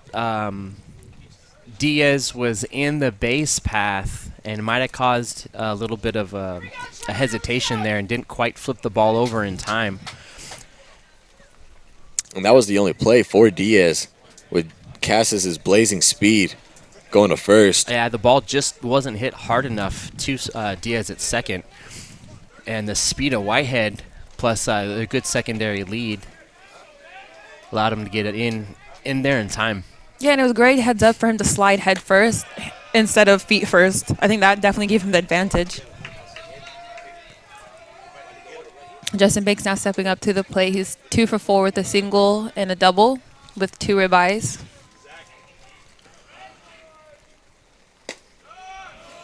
Misses low and away. 2-0. Chana doesn't want to fall behind to Banks. Banks leading this team in batting average. But if you do fall behind and walk him, that won't be the end of the world, because like you said, he's leading the team with batting average and RBIs. So don't let him beat you. Yeah, the Storm definitely looking to get something going here. Down by 2 with only 1 out and 2 runners on in the top of the 8th.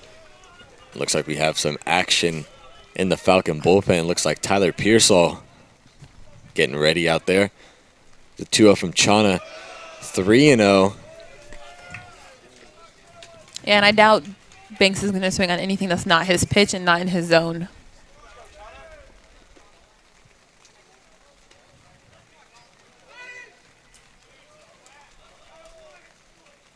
The 3-0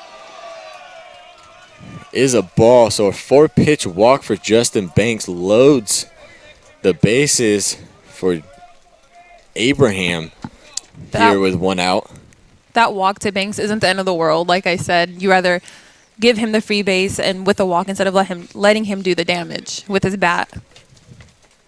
Now there's going to be a meeting on the mound with Coach Robbie Rogers. Yeah, Abraham's coming up, and Abraham is second only to Banks in RBIs for the Storm. So a good situation if you're Napa. You got Yeah, they definitely have a good... speed on the base paths too. Yeah. Whitehead at third and Cassis at second. So anything hit into the outfield is going to be a green light for Cassis, I would assume. Yeah, it's definitely going to put pressure on Caparelli, Verrett, and Krebs out there for the Falcons to get the ball in quickly. Otherwise, risk getting the game tied up.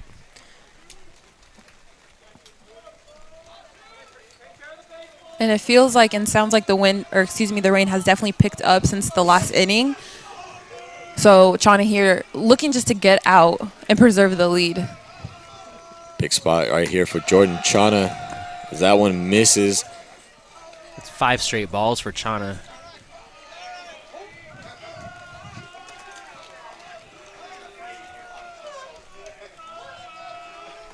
What did you? Swing and a miss from Abraham, and a little surprising to say the least that he swung at that one. Yeah, but good news if you're Chana. Gets that first strike. Might be just what he needs. Here's the 1-1. That slider hooks back in for a strike. Abraham not liking that call. As he smirks and nudges at that one. 1-2. So 1-2 from Chana. That slider rings up Abraham. That was a fantastic piece of pitching there by Chana to get that strikeout. 2 outs now. Up to the plate, number 9. That definitely gave the confidence back to Chana. Dinerman. Not that he lost his confidence with the walk, but that definitely adds to it, though. The caught looking. And now puts pressure on the Storm and Dinerman as that first pitch is in there for a strike. So Chana seems to have found his groove again here in the past few pitches. Looking to keep it going, get it out of the inning unscathed. That one misses low, 1-1.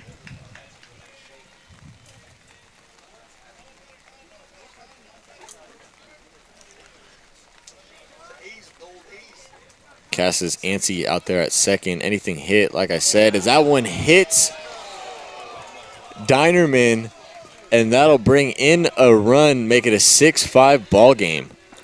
Yeah, it's just unfortunate there. Up to the plate. If you're Chana. Number 3, Andrew Shaw. Yeah, like you guys said, they were down by 2, now by 1, so at least it's not a tie game. So Chana still has time to get out of it.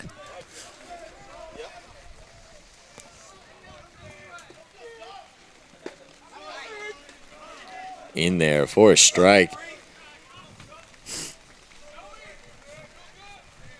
Yeah, it's starting to really come down now. Falcons really want to hold on to this lead. Andrew Shaw's 2 for 4 with 2 singles, looking to add at least another single to his line. Going back to what you said, Steven, Falcons looking to keep it where it's at now with the lead. That one gets away from Chana, might have slipped on him there. 2-1. Yeah, he pointed to himself and said, "My bad" to Denning. I think he just slipped, like you said.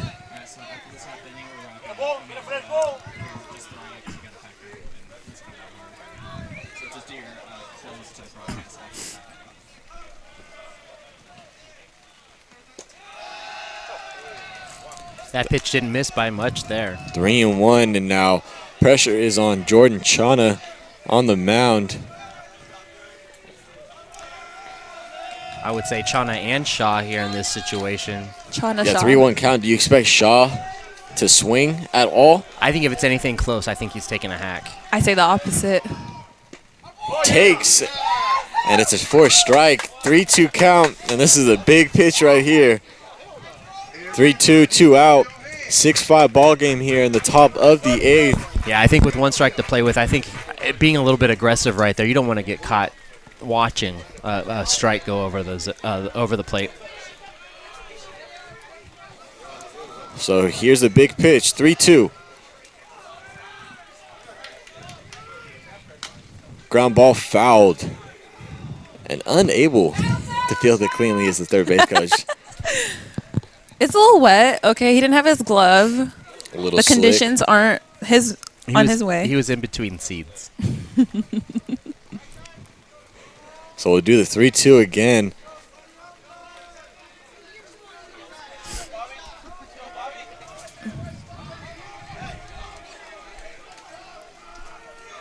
Here it is. Up the middle. Nice stop from Diaz. Throw on over to Gutierrez. And able to stay on the back to end the inning. How about that play from Roberto Diaz and Nate Gutierrez? It's Roberto Diaz's day, honestly. That's what it feels like. He's just been amazing on the field defensively or with the bat. He's just been phenomenal. Yeah, absolutely. And a great stretch out, rollover, toe tap of the bag from Gutierrez to complete that play and make the final out of the top half of the 8th inning. So top of the 9th, they will go. We actually, in the broadcast, will go ahead and wrap this one up due to weather inclinations. So Chris Savaglia along with Soa Balazzi and Stephen Babb on the Solano College Sports Network. We'll see you guys next time. How you gonna